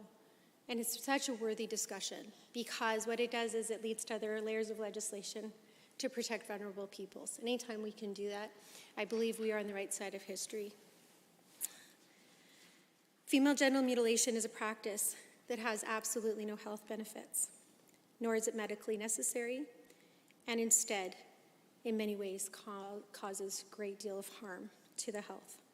So there's 4 types of FGM, and this is where it gets a little tricky, so I apologize for the language, but I think it's very important that we use the language and that we honor that, and that we honor the people that are going to be doing this. And I've just been, I think I'm supposed to move second reading. I'm sorry if I didn't do that. Thank you. I got so into my conversation. May I keep speaking after that? Okay, excellent. Thank you. Sorry. So we have 4 types. The first one is called a clitorodectomy. So this is a partial or total removal of the external part of the clitoris and the prepuce, which is the hood of the clitoris. Excision, partial or total removal of the external parts of the clitoris, labia minora, with or without the removal of labia majora. Infibulation, narrowing of the vaginal opening with the creation of a covering seal by cutting and repositioning the labia minora and or removal of all the external clitoris pieces. All other procedure is to the genitalia of women or girls for non-medical purposes, and that includes pricking, piercing, incising, scraping, or cauterization. If that didn't make you a little bit nervous, congratulations to you. Every time I read it, it makes me more anxious, more upset, more concerned, and more committed than ever to making sure that all levels of domestic violence, sexual assault, and sexual violence are ended. We know we can't always end these things, but we have an absolute responsibility as a culture and a group of people, as families in this province and in this country and globally, to make sure we're doing the very best by our girls and our women and anybody who's vulnerable. Some of the complications, as you can well imagine, that come from this are urinary tract problems, painful urination, vaginal problems including massive infections, menstrual problems, and of course, pain during intercourse. But the biggest problem is that we have the death of women and babies, thousands and thousands and thousands of them. Women have to be reopened in order to deliver babies quite often. As you can imagine, in rural areas, it's very, very difficult to do. And then are quite often forced to be sewn up again after the fact. One of the things that we learned through, and we did a very, very, very, very intense consultation, Madam Speaker. Hundreds and hundreds of groups and organizations, not just here in Alberta, but across Canada and across the globe. I also want to thank one particular woman, Giselle Portigny, who did the movie In the Name of Your Daughter. If you haven't had a chance to see that, it's imperative that you do. The first 10 minutes are extremely difficult to watch. But it gives an idea of what happens and the cultural practices that in Africa there are many, many groups, both women and men led, in Africa, in the 24 states that have legislation against this, that are leading the discussions around this to help people understand that there are other ways to show coming of age. But more importantly, that girls are valued and are beautiful the way that they are. This is because girls, the way that they're put together is considered impure in some places, but also because they believe that it's reducing promiscuity and makes a girl more valuable. Kenya, in fact, right now has some of the strongest legislation at the African diaspora, but are having very, very serious concerns with girls being cut and then being paraded out into the main squares, and then are being showered with gifts and money as a result of their sacrifice to help uphold their villages. And you can understand from that perspective, we can't go into this with a stigma because we don't understand where these cultures are coming from. But in Canada, in Alberta, we absolutely have the ability to make these changes. In fact, I would suggest that it takes courage to do it. It's going to take the courage of this entire legislature to be able to make sure that we're able to pass legislation that helps. That's just, I was talking to you about the childbirth complications. 18% of children that are born to an FGM victim or survivor are alive but need to be resuscitated. Those are significantly larger statistics than the average. Quite often they're ending up having to be born through C-section because of the trauma to the baby. 5% are born stillborn or died, and there's a clear link between those born alive in resuscitation and then stillborn and FGM. So there's some very, very solid evidence to show that these are very obviously not in the best interest of the woman or the child. And but then again, we also have a lot of folks who've survived and babies who've survived, and we have a tremendous amount of post-traumatic stress and depression and anxiety. This legislation is very thorough in that it provides supports, services, and potentially reconstruction as well, too, for a woman that has been impacted. I had the privilege of meeting Dr. Angie Hunter, who is a reconstruction plastic surgeon, who's actually going to be working here in Alberta, who's going to hopefully be able to help us. Because one of the biggest problems we had is when we were speaking to doctors, is that they didn't know how to approach this discussion, as you can well imagine. And this gives them the ability to not only be able to have discussion to educate and elevate discussion around women, but also to be able to have criminal influences as well too, should a family not follow that direction, or should a doctor be participating in any sort of, whether that's facilitating this surgery from happening, helping to organize. Like, there's a lot of things that we can prevent and at least help that discussion happen. And I would challenge every other legislature across Alberta to get their own version of this legislation going. You have to also understand from the aspect of the girls and women who've already been through this, but the girls who are going through this, there is such an immense amount of stigma and low self-esteem. Many of them actually miss their regular physical appointments because they're afraid of being seen that they've been altered, and then how to answer those questions. It's a very, very, very difficult. And again, if you don't think it's happening here and our doctors aren't seeing it, let me tell you, they are. Over the course of the last 2.5 years, I've met hundreds and hundreds of women, both here and across Canada, that have told me their stories of survival, of intimidation, of stigma, of the many, many things that put us into a situation where we believe that this is okay, that an abuse of a little girl like this, that would be okay. And again, we have the opportunity to educate and really elevate the discussion so that we can help that education piece of it and help families to make healthy decisions here in Alberta. But a lot of folks think that it's a religious tradition, and it's not. This is a cultural practice that is in every single faith on every continent except for the Antarctica. Every single one. So I think that it's important that we go over some of the misconceptions as well, Madam Speaker. We hear all the time that it only happens in Africa or other diasporas. That's false. It's practiced on every continent, pretty much. And even in Europe right now, the numbers stand at about 1 million girls that have been impacted. And that's because they're doing some data collection. We're hoping also, based on this legislation, that data will be able to be collected. We understand how important this data is, but it's also about wanting to share that data. The doctors now will have it's mandatory for them to report if they see this, so at the very least there is information about what is going on, so that should a case come forward where abuse needs to be brought forward, we're able to do that. There are misconceptions is that it only happens to adult women. The majority of girls who underwent female genital mutilation are under the age of 5. Cutters claim that there are health benefits, and again, this is not, I don't mean to point fingers, because again, I'm not trying to impose what I believe on other cultures or coming from other countries. Having said that though, it's passed down from grandma to grandma to grandma that happens in these countries where they're cut. So you can imagine, you know, trying to change the perception and the discussions around that and how important that discussion is.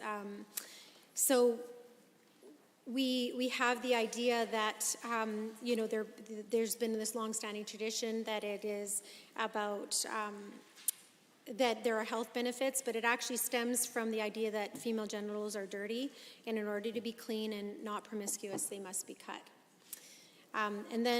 And I was going to say too, like, I think one of the biggest problems that we noticed throughout this, and what I learned in these discussions, is that it's very, very difficult to have a lawsuit come forward. There's been very few lawsuits that have even come forward, and just recently in Michigan, the court case was brought forward after state legislation was just recently passed, and they were still not able to get justice for these little girls because it was considered vindictive to go back after the same case again. So whatever way it was handled, it was not being seen as a day of justice for the girls between the ages of 9 and 14 that were cut in the United States. It was seen as an act of desperation for lawmakers to come forward with this new legislation. So they couldn't even retroactively go after the doctors that were doing this practice. And I think the most difficult part of that read was that they were saying they were just doing a little cut, a little nick. Well, we're talking about a very tiny and significant part of a woman's body, and anything that happens in there is going to have long-term results. So again, the hope is, and we're going to be having some meetings with some of the senators in the United States as well too about their decisions, and the governors around what's going on, because I think globally we just really need to come together on this discussion.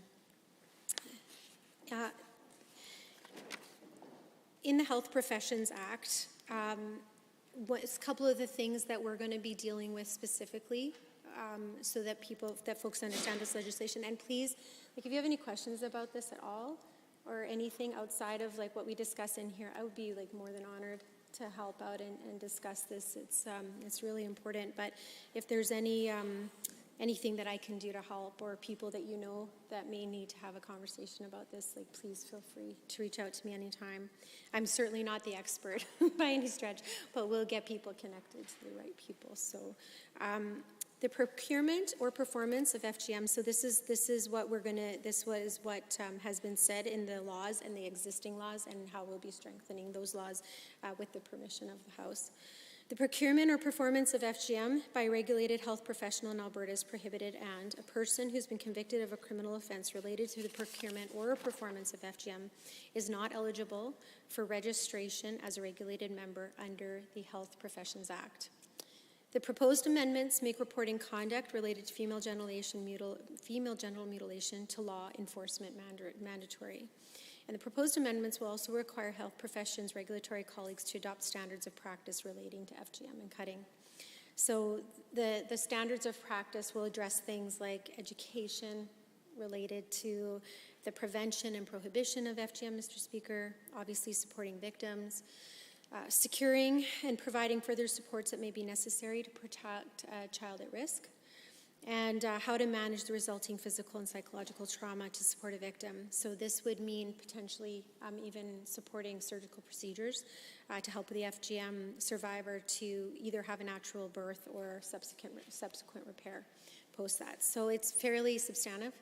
And I think a very, very good jumping off point. And I think as we go through the process, we'll probably hear back from a lot of docs and through the physicians and doctors to help us understand how that's going. And it'll be, I think it'll be very profound in understanding what kind of data we're dealing with in our province. And especially as Alberta is opening up and we see the opportunities, the amazing opportunities in our province right now, we want to attract as many people as we can from all over the world to come to this beautiful province and live here and contribute to the immense and beautiful fabric that is Alberta.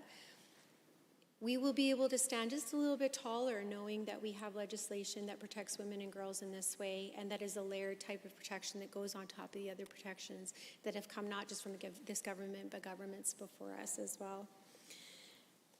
I often say this, that our society is only as good as our humanity.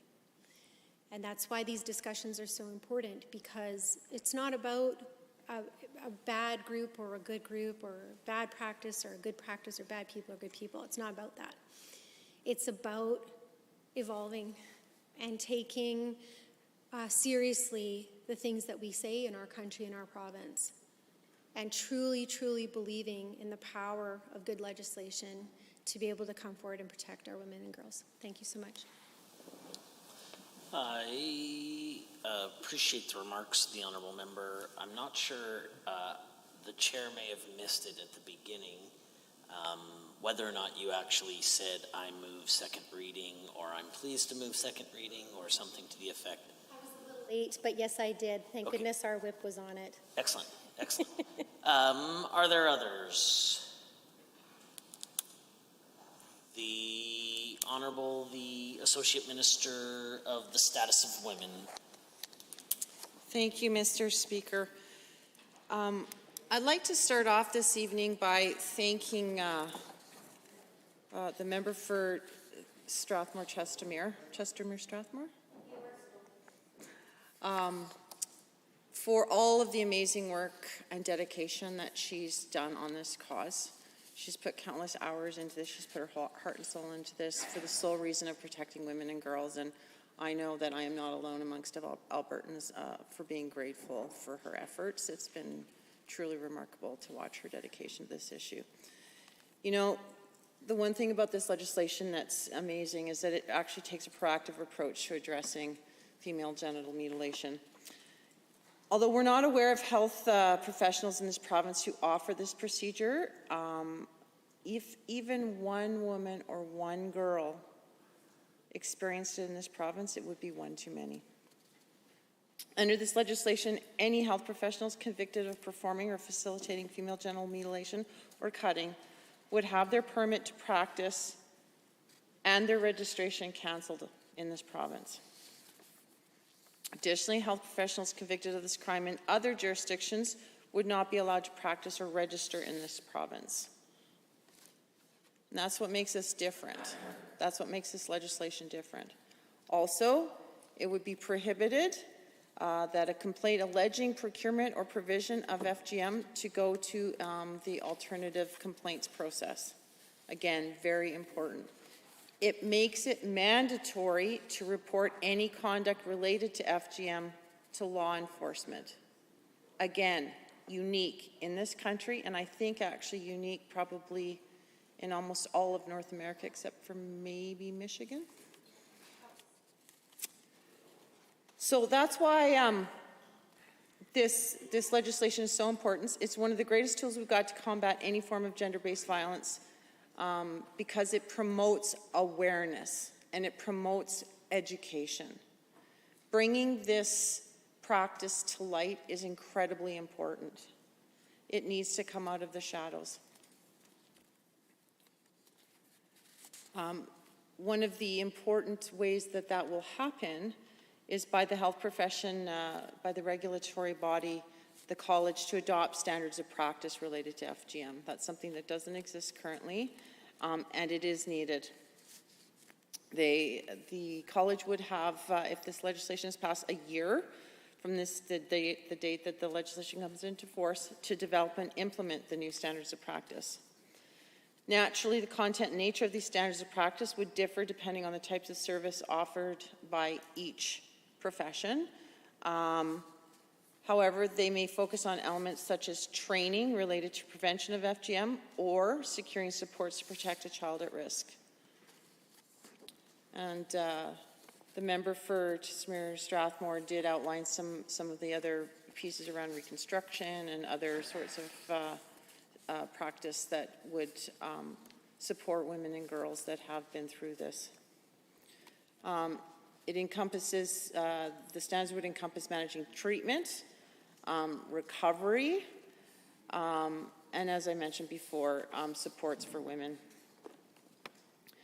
Alberta's government would work closely with all of the regulatory colleges to ensure the standards of practice adequately address prevention of the Act and provide the support for survivors that I mentioned. I want to note that although this practice is sometimes called female circumcision, it is in no way comparable to male circumcision, nor is it a religious practice. Female genital mutilation can cause serious long-term health problems in the women who have experienced it, and those have been enumerated here tonight. It can cause complications with childbirth and menstruation. It can lead to harmful infections and even death. For many women around the world, female genital mutilation means a lifetime of pain and fear.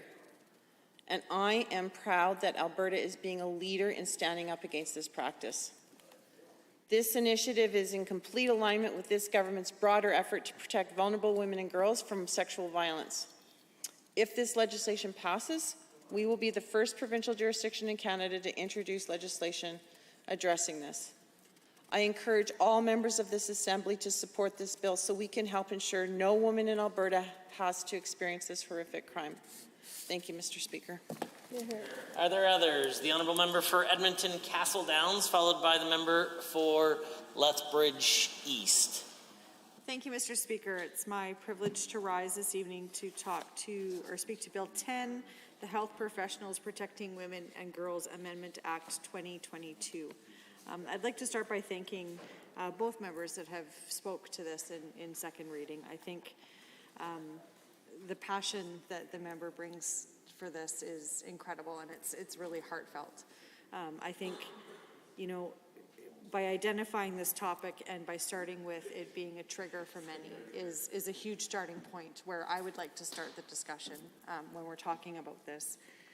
I think that when we talk about legislation that has such a profound impact on women and girls, there's so many elements that we need to consider when we're making these decisions, and we're going through something that is such a profound topic that has such an impact on those that are impacted by genital cutting and those that are working with the women that have been impacted. It's both ways when we're talking about this practice. And so when I have done some research about this practice, you know, I come from a children's services background, and so this is a conversation that we have as professionals about the impacts on our young women and girls, and it has to start with education, and it has to start with a general understanding of what this means and what's happening in the province, and even if the procedure didn't happen in the province, when our physicians and healthcare providers are working with these young women, they need to understand what the next steps are and what happens after that. So, you know, I appreciate this legislation, and it talks about in depth the criminal component of it when the practice happens in the province. But oftentimes we know that this happens out of province, and these women are here. And we need to know that when we're going forward with this legislation, and you know, I've heard the Associate Minister talk about next steps and practice, and we need to really ensure that we get it right, that we're looking at ways that not just support the young women and the girls, but to support the healthcare providers that are providing service to these young women, because it is traumatic and it does have an impact. And there needs to be an understanding, I would even argue, at a entry of education level. So in post-secondary, when we're talking to nurses, when we're talking to social workers, when we're talking to physicians, obstetricians, it should be part of the curriculum of what we're talking about. It should be a conversation that everybody in the healthcare profession is comfortable having, because it can be a conversation that people automatically have an assumption of what that means. We've heard in this House that it is not a spiritual practice, so having that understanding that it sometimes it's bigger than the why. It's how do we support this individual? What do they need? What is that individual's beliefs about it? What does it say about them? And really, really working hard to try not to stigmatize the young woman. Because there's values that we hold and judgments that we hold, and trying, as a social worker, coming to people with the most neutral understanding and no judgment, comes from a place of education, right? So if we're talking about the standards that are going to follow this piece of legislation, I think going even further than just educating our current healthcare professionals, looking at those that are entering the field and the practice, and having those conversations about how we can support women. And having a really open conversation about the supports that women can access, because it's something that I learned through working at Terra, which is a school for pregnant parenting teens. Some young women would find themselves pregnant and not know what services and supports and resources were available. They didn't have people in their family that they could trust. So how do we educate the broader public about services and resources and information? If their home isn't a safe place to access that information, if their community of origin isn't a safe place to access that information, how do we get the message out there that women can access safe information, healthcare? It's so important to be able to do that. And so I appreciate the criminalization piece of it. My understanding is that it's already in the criminal code. And so that education component is just, is so essential. We need to look at ways that we can, understand genital cutting in a bigger scope. We need to include many professions, midwives. We heard the member from Airdrie talk about, or not Airdrie, sorry, talk about the importance of childbirth in that. And so women experience alternative ways of childbirth. They might have a midwife, they might have a doula. It's not just perhaps a physician that is working with these women. And so having that understanding and that level as well. I would also suggest social workers be included in that, because we have typically social workers in place in hospitals, whether they come in through the emergency room, whether they're dealing with children through the CAP Center at the U of A, having just a multi-diverse understanding of the impacts of this, and being able to genuinely really support those that are working with the women.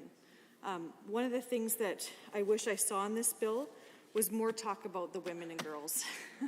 I know that it talks about the prosecution and the criminal piece, but for a piece of legislation that says protecting women and girls, some sort of reference to being able to support the women and the girls, and that next step is coming, to talk about the importance of understanding that there is trauma affiliated with this, and that the government is looking to genuinely support those women and girls. And I truly hope that that's the intention. I've heard you both say that. I would like to see that that's something that's happening. It's something also to understand that it might not necessarily be done through healthcare providers. And so solely focusing on healthcare providers, I think, would be part of that education piece to the general community, that they might not have gone to their doctor for this procedure. It might have gone through someone in the community. There's other ways. So just because it wasn't a healthcare provider doesn't mean it's not a criminal act, and that there's still trauma affiliated with that. So I see the Associate Minister nodding, and I appreciate that. And I think with that, Mr. Speaker, I will take my seat and continue to listen to the debate. Thank you. Honourable members, I see the Honourable Member for Lethbridge East has risen. Thank you, Mr. Speaker. I rise to support Bill 10. Health Professions Protecting Women and Girls Amendment Act, and it's dealing with female genital mutilation.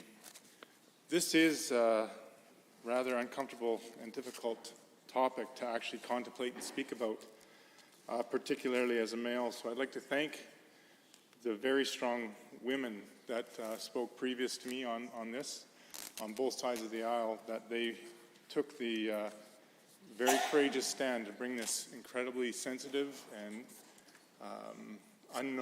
generally unknown topic to our attention to address it for so many women and girls. As I was contemplating speaking about this, I asked myself the question, how does one begin to describe female genital mutilation? Words like unconscionable, heinous, dangerous, painful, brutal, all come to mind. Particularly in the Western world, virtually this type of practice is virtually unthinkable. What about from my perspective as the father of 4 daughters? How horrific to consider it even remotely happening to one of my children. Therefore, should not every woman and girl in Alberta have that same care and protection that Bill 10 would offer them and do just that? Female genital mutilation is a dangerous practice, Mr. Speaker. According to the Criminal Code of Canada, this practice carries a charge of aggravated assault. This is something that we can never have practiced in Alberta. One thing I'm glad that this act takes into consideration is that anyone convicted of female genital mutilation in another jurisdiction would not be allowed to practice medicine here in Alberta.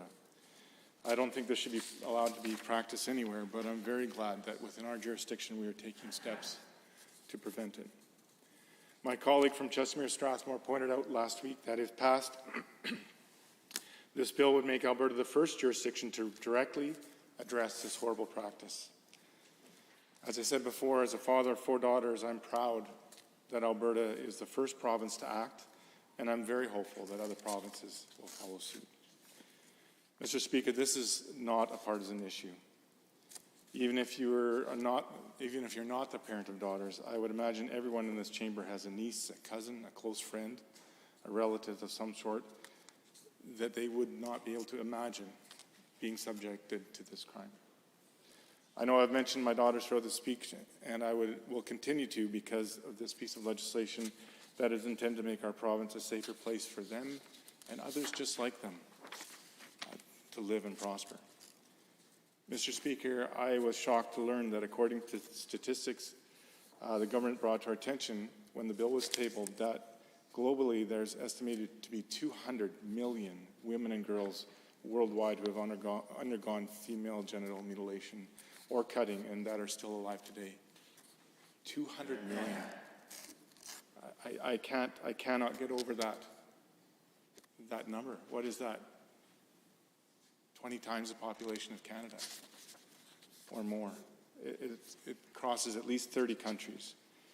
And what's even more disturbing is that something like 3 million girls are estimated to be at risk of undergoing this illegal practice every year. 3 million girls. This cannot happen. It's unacceptable. I wish we could protect women and girls around the world, but we can't. That's not our jurisdiction. But we do have the authority and the obligation to do that right here in Alberta, in each and every one of our hometowns, to make them a safe place, a safe haven for women from around the world to come and live and prosper. As the Minister of Health stated last week, these changes make it even more clear that any health professional performing FGM or cutting will never practice in Alberta again.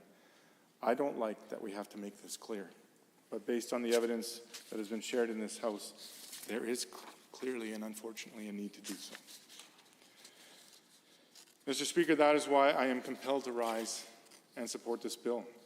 As members of this chamber have pointed out, girls and women undergoing any type of FGM procedure can face lifetime health problems. Not only the obvious physical effects and trauma, but devastating psychological problems as well that can arise from being subject to this barbaric practice.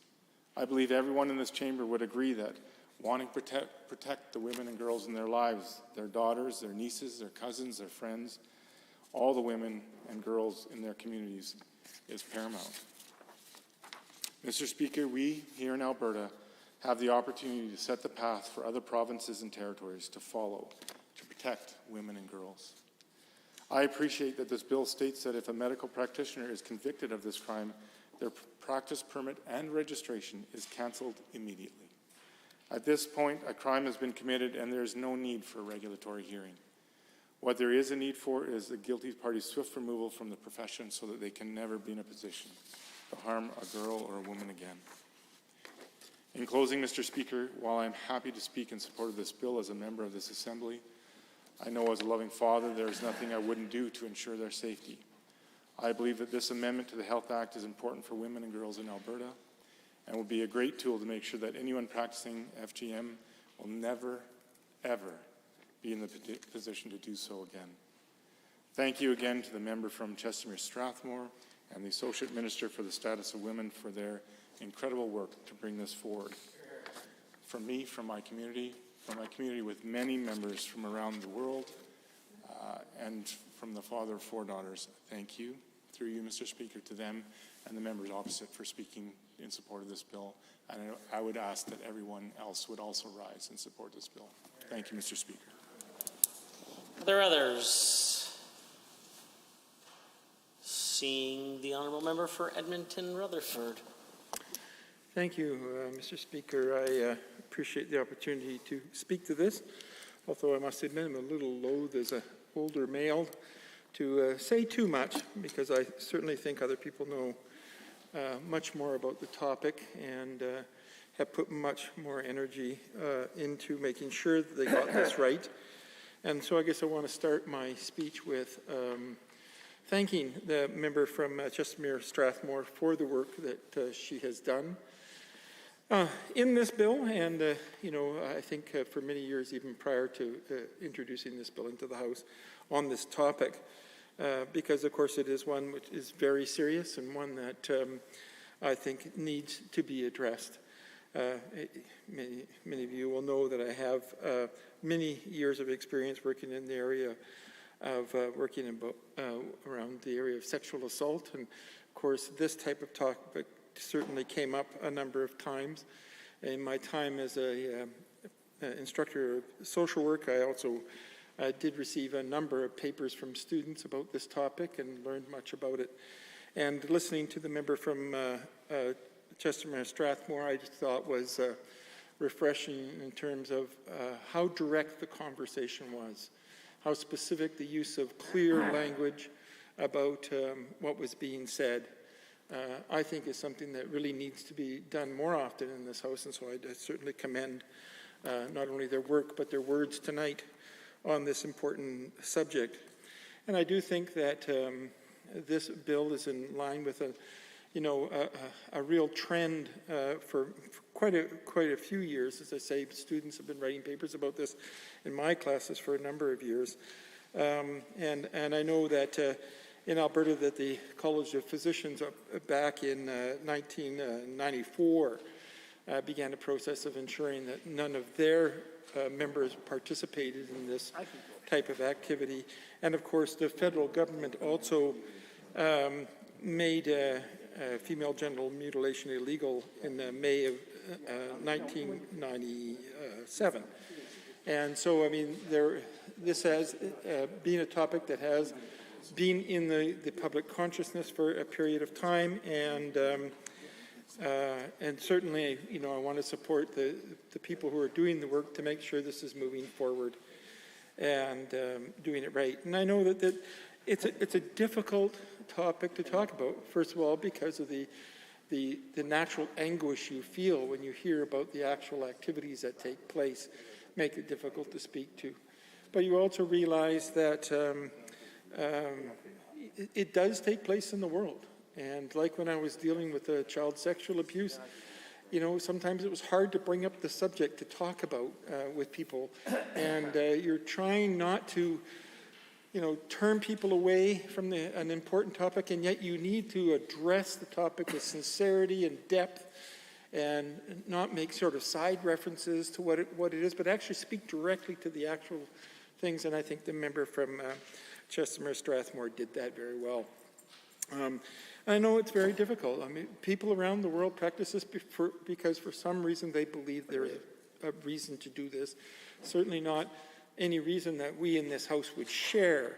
But we also then understand that the work is complicated. It's complicated because you want to find a way to invite people to understand why we are moving forward with these kind of bills to stop this from happening. Help them to understand this new perspective, knowing that it'll be difficult for many people to understand that perspective, particularly as the member from Chestermere Strathmore said, this is something that has happened generation after generation after generation in families. And so we're inviting them into a place that they have no experience. And as such, it can be very, very difficult. And finding that way to move forward takes nuance and a delicacy on some levels. And I appreciate, that the member from Chestermere Strathmore and, of course, the Associate Minister for Women have tried to, to walk what can be a difficult line. And I think have done so somewhat successfully. I certainly don't have any complaints. I would love to find ways to be supportive about the work as it moves forward, and really look forward to the work that needs to go around this kind of legislation to ensure that people who have been involved are somehow given the supports to make the transition, to make the move. I look forward to hearing about the budget items that will be supporting this, the types of services that will be available. I know some of that has been spoken to already this evening, but not just the services that are available, but the process by which we will ensure that this kind of activity really ceases to exist in this country. And so I guess I'll end my comments here just saying thank you to everyone who is helping to move this along. If there's some way that we in the opposition can help to ensure the success of stopping genital mutilation in this country and indeed around the world, then certainly we too wish to stand and be counted. Thank you. Honourable members, are there others? The member for Edmonton Ellerslie is risen. Thank you very much, Mr. Speaker, and I want to applaud the incredible work done by the member from Chestermere Strathmore on this bill. I know that she's been working on it for a number of years. It's something that she's very passionate about, and something that there's a lot of misunderstanding and misinformation about as well. And one of the points that I really wanted to get on the record, and the member from Chestermere Strathmore spoke to it, as well as the member from Edmonton Castle Downs, was that this is not a religious practice. And I cannot stress that enough. On this particular issue, I myself and others in the community have heard misinformation and it being repeated and repeated that this is actually a religious practice. And of course, it's not. So I really want to thank the member from Chestermere Strathmore for making that very important point. And it's unfortunate because it so happens that sometimes people do mistake a cultural practice for a religious one, and then people tend to just keep propagating that misinformation in the community. So on this particular issue, I think it's something that's really important that if you ever hear that piece of misinformation, that you correct it immediately, please. As I have tried to do many times, no matter what community I'm visiting with, and if I happen to hear that piece of misinformation. If the member from Chestermere Strathmore wouldn't mind, I would welcome an interjection from her, simply because I'm really eager to know a little bit more about the groups that she actually consulted with. on this particular issue. And so at this time, I cede to her if she wouldn't mind speaking a little bit to that. May I? I know. I would be happy to with it. Thank you so much. It was such a robust consultation. I would even, and thank you to the member and through you, Mr. Speaker. It was a real labor of love, actually, over the years, because, like I was mentioning earlier, we shouldn't be leading this discussion. The diasporas where it's very, very obvious, or where those interactions need to happen. I actually, one thing I'd love to share with you is that I met with Ruby. She's a leader in ending FGM in Kenya. And a bunch of the girls from the movie In the Name of Your Daughter and I had a Zoom call together. And so Ruby herself, the one young girl, is one of the young girls who was able to escape female genital mutilation and ended up going back to her family, but her family had said that no, this is going to happen, and so she ended up staying on at the shelter. So, sorry, I can talk about more later. I apologize. No, and I thank you for that, honorable member. It's important for me, and and especially when it comes to this matter, I don't. And of course, this is not unlike some of the debates that happen inside of this House. This is not a political partisan one. I think that for the most part, we agree on most aspects of the bill. There is one particular issue that I'm a little bit concerned about. Of course, is that I'm interested in knowing from the minister, how do you think that this particular bill will actually help the women and girls that you're seeking to protect? So you mentioned, okay, well, health professionals may get access to, for example, supports and things like that. But I was, through careful reading of the bill itself, I didn't actually see how women and girls will be supported. Please, go ahead. So much. It was actually, and the member from Castellon's brought this up as well too, a big chunk of any changes in intervention and how we proceed has to happen with education and empowerment. I don't think that the women who have survived this procedure or are going through it or anything are well served by an automatic jump into justice in terms of criminality, until we've had an opportunity to actually talk with the families. Of course, if a family is trying to send their child away and is facilitating that, or a doctor's facilitating that, it automatically leads to criminality. However, there are many, many opportunities, Mr. Speaker, for us to intervene previous to that with the doctors and physicians having knowledge to be able to understand. The biggest problem that we've had in the past, at least from my consultations, were the difficulty in understanding how to bring up the conversation and have it, because they didn't understand if it was religious or if it was cultural practices or how to bring up that conversation. So. Thank you very much for that, honorable member. So as we move forward, I think that it's really important that we identify those particular aspects of the bill, because at the end of the day, it is the women and girls that have experienced this incredibly horrendous and I'm at a loss for words to actually describe this practice, as some of us have already stated in this House. And of course, it's really important that we don't continue the stigmatization on this particular issue. So I think that although it's something that we find horrendous and unacceptable, that at the same time we need to proceed with caution, especially with those communities that again are confusing a cultural practice for a religious one, as you pointed out, member from Chestermere Strathmore. I think it's really important as well that as we continue debate, we speak specifically to the supports that health professionals are going to get. I know that I'm going to do my due diligence and actually reach out to health professionals that I know of myself and ask them what they think about the bill.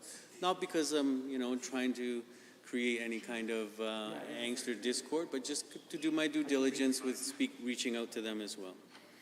Once again, I want to thank the member from Chestermere Strathmore for all the incredibly hard work that she's done with this, the Associate Minister for Status of Women as well, for bringing this piece of legislation into the House. And I look forward to learning more as we continue the debate. And with that, Mr. Speaker, I would like to adjourn debate. Honourable members, having heard the motion as proposed by the Honourable Member for Edmonton Ellerslie to adjourn debate, all those in favour, please say aye. Aye. Any opposed, please say no. In my opinion, the ayes have it. That motion is carried and so ordered. Under Government Bills and Orders for second reading, Bill 5, Traffic Safety Amendment Act 2022, debate adjourned. Ms. Goring speaking.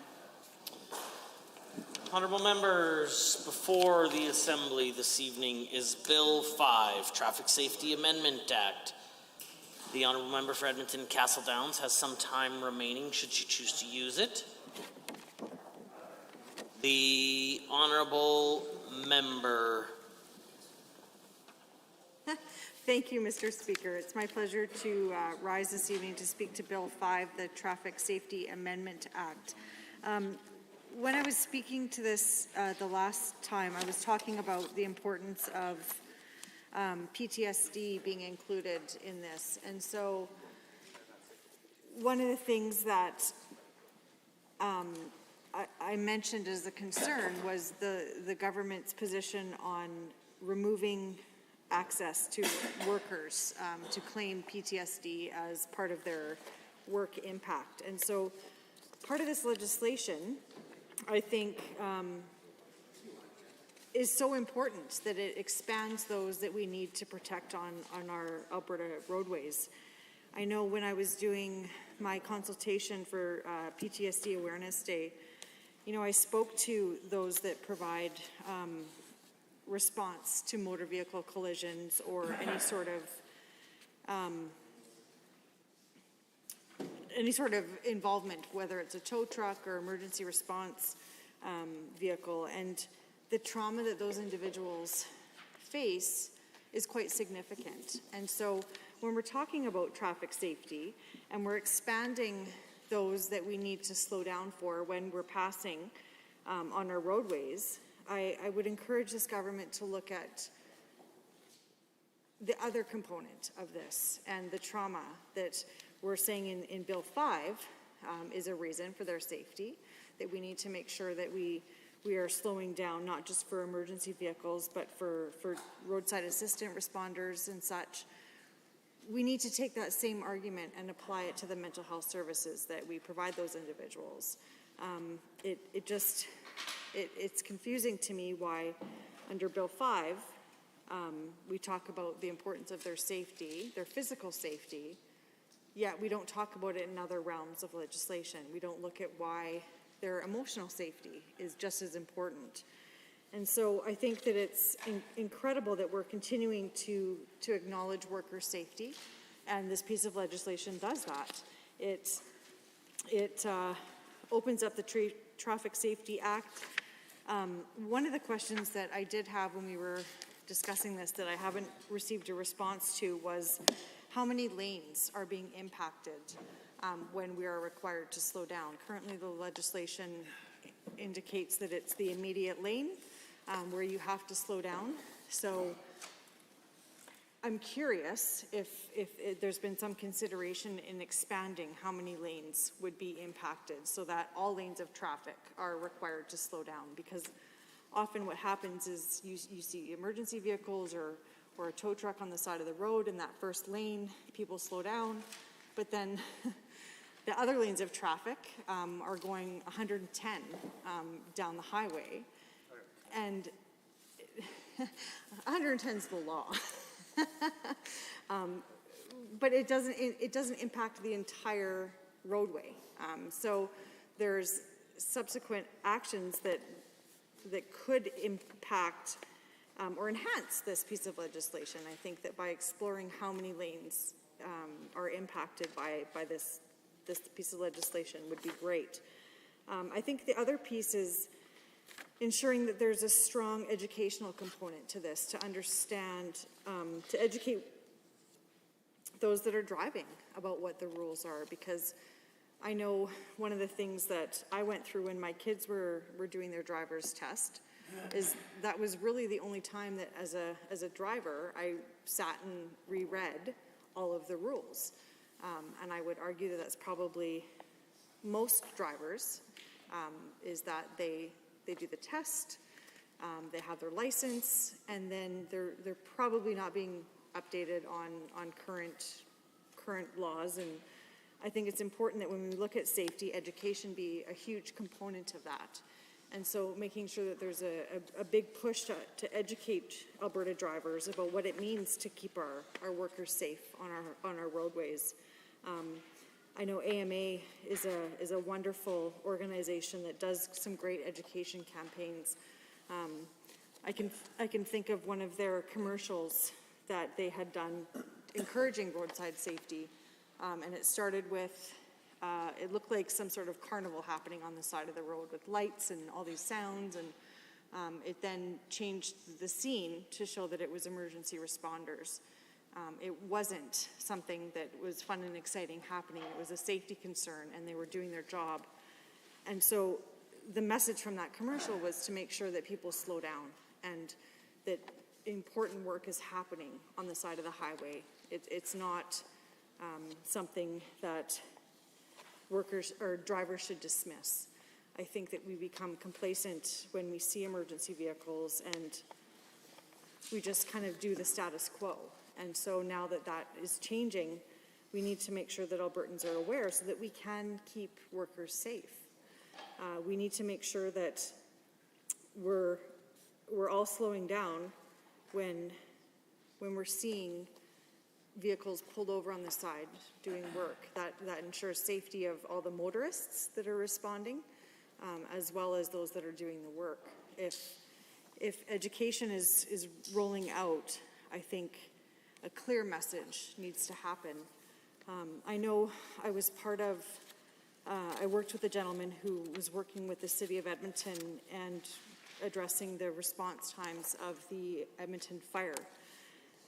And they were trying to determine what was causing the delay in responses. And loud and clear, it was people not merging properly to let the emergency vehicles through. So they had determined that, especially in the downtown core, simply hearing sirens didn't alert a driver to pull over to allow the emergency vehicle to proceed. So, I mean, that's something that you learn as a driver immediately, what the response is when you see lights coming at you, what you're supposed to do.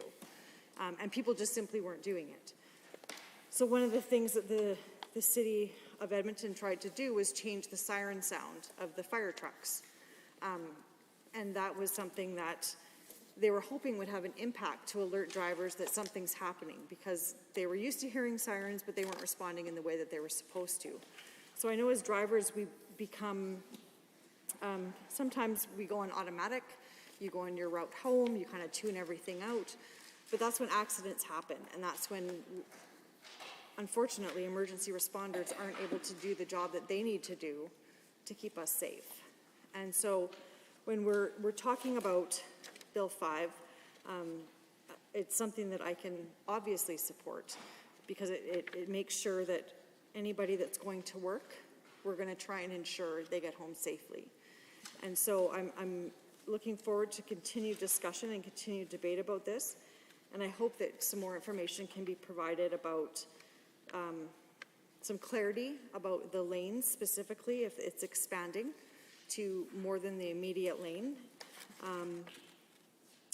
And just if not, if that's possibly something that could be considered, because it's something that I know I've heard when I'm speaking with members, specifically emergency roadside assistance would like to see, because it's difficult when traffic is still continuing to go at 110 kilometers while they're trying to get someone home safely. And so with that, Mr. Speaker, I thank you for giving me time to finish my remarks on Bill 5, and I will take my seat. Thank you. Second reading of Bill 5. The Honourable Member for Calgary, McCall, Boular. Thank you, Mr. Speaker. It's Calgary, Buller, McCall. I rise to speak in favor of Bill 5, and I think it's an important piece of legislation. And speaking of Buller McCall, it reminds me of our friend, colleague, Manmeet Singh Buller, whose life was cut short in a tragic accident on the roadside while he was stopped to help a fellow motorist. And this piece of legislation will make sure that those who are passing by, highway maintenance workers, emergency workers, first responders, tow truck operators, or even any Albertan who is stopped on the side to help somebody, that they need to slow down, and that will save lives. And glad to see that there is a mention of an educational component to this legislation as well. That campaign, education campaign, I hope will get the message out far and wide to make sure that not only these people are aware of this legislation, people are aware of these changes, people are aware of what they need to do when they see flashing lamps, when they see highway workers, when they see emergency vehicles. And as my colleague from Edmonton, Castledown mentioned, that I think it's true for most of us that we only read about these rules when we first go for the written test. And after that, I don't think there is a way of kind of continued development, for lack of a better word. And when I read about this educational component, I hope that it's more substantive and it reaches far and wide to all Albertans. Second thing, I'll briefly comment about when Minister was speaking at the second reading. She said that some in opposition may suggest that higher fines, new fines, and refer them to as cash cows. I think it was not opposition who coined this term. It was then UCP sitting in opposition used to rage against those cash cows and higher fines. But I think that changed when they got into the power and power got into their heads. Third things, I think it's important that when we are talking about making roads safe, that we also talk about and make sure that roads are open. That's the only, I guess, functional utility of roads is that they're open for traffic, they're open for transportation. If they are not open, there are no vehicles on it, I don't think that then we need these laws. And what we saw during the illegal goods blockade, that many of our roads were closed for many days, weeks, almost 21 days. And when we asked the minister at the estimates about not taking steps to cancel their licenses or take some other steps, and Minister shared, and I'm paraphrasing, that she didn't have those legal authorities. So while this Traffic Act is now open, there was an opportunity to make these roads really safe and make these roads safe from those illegal blockades and send a strong message to those who were blocking our roads to those who were damaging our economy, those who were sitting illegally on our economic corridors and making roads almost unavailable for fellow Albertans. I think that was the opportunity to send a strong message. And even to those who were cheering on them and even participated in those blockades. So I think that's the opportunity that this government missed while they had this piece of legislation opened already. So I hope that at the committee stage, Minister will be open to suggestions, amendments that will ensure that roads are safe, that will ensure that roads are not only safe, but they are open as well. And those who will try to blockade them illegally, those who will cheer on those kind of illegal blockades,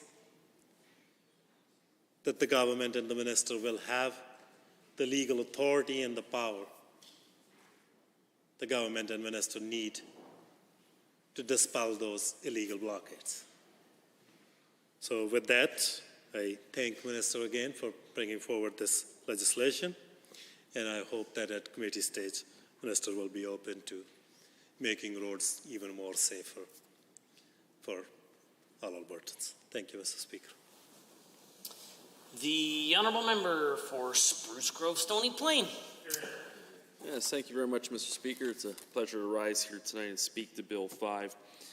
Road and highway safety is a top priority for this government, as it should be. Every day, thousands of Albertans get in their cars and head to work, school, or to their kids' hockey games at the local leisure centre. Their safety remains paramount thanks to road enhancements, for example, like Highway 11, 19, and 15, 20 projects. Now, those safety concerns have been addressed for our first responders as well. Every day they put themselves at risk while saving the lives of car crash victims and other calls for service along our province's very busy highways. Thanks to the current protection under the Traffic Safety Act, they don't have the added anxiety of drivers speeding past them as they perform life-saving duties. Thankfully, tow truck drivers are protected under the current provisions. Most of the time, they are the ones on the side of the road after emergency crews pack up and are most at risk of being hit by a passing motorist. Mr. Speaker, these current protections shouldn't just include tow truck drivers and emergency crews. Roadside workers face the same, if not more, dangers since they work on the side of the road each and every day. And the overwhelming majority of Albertans feel the exact same way.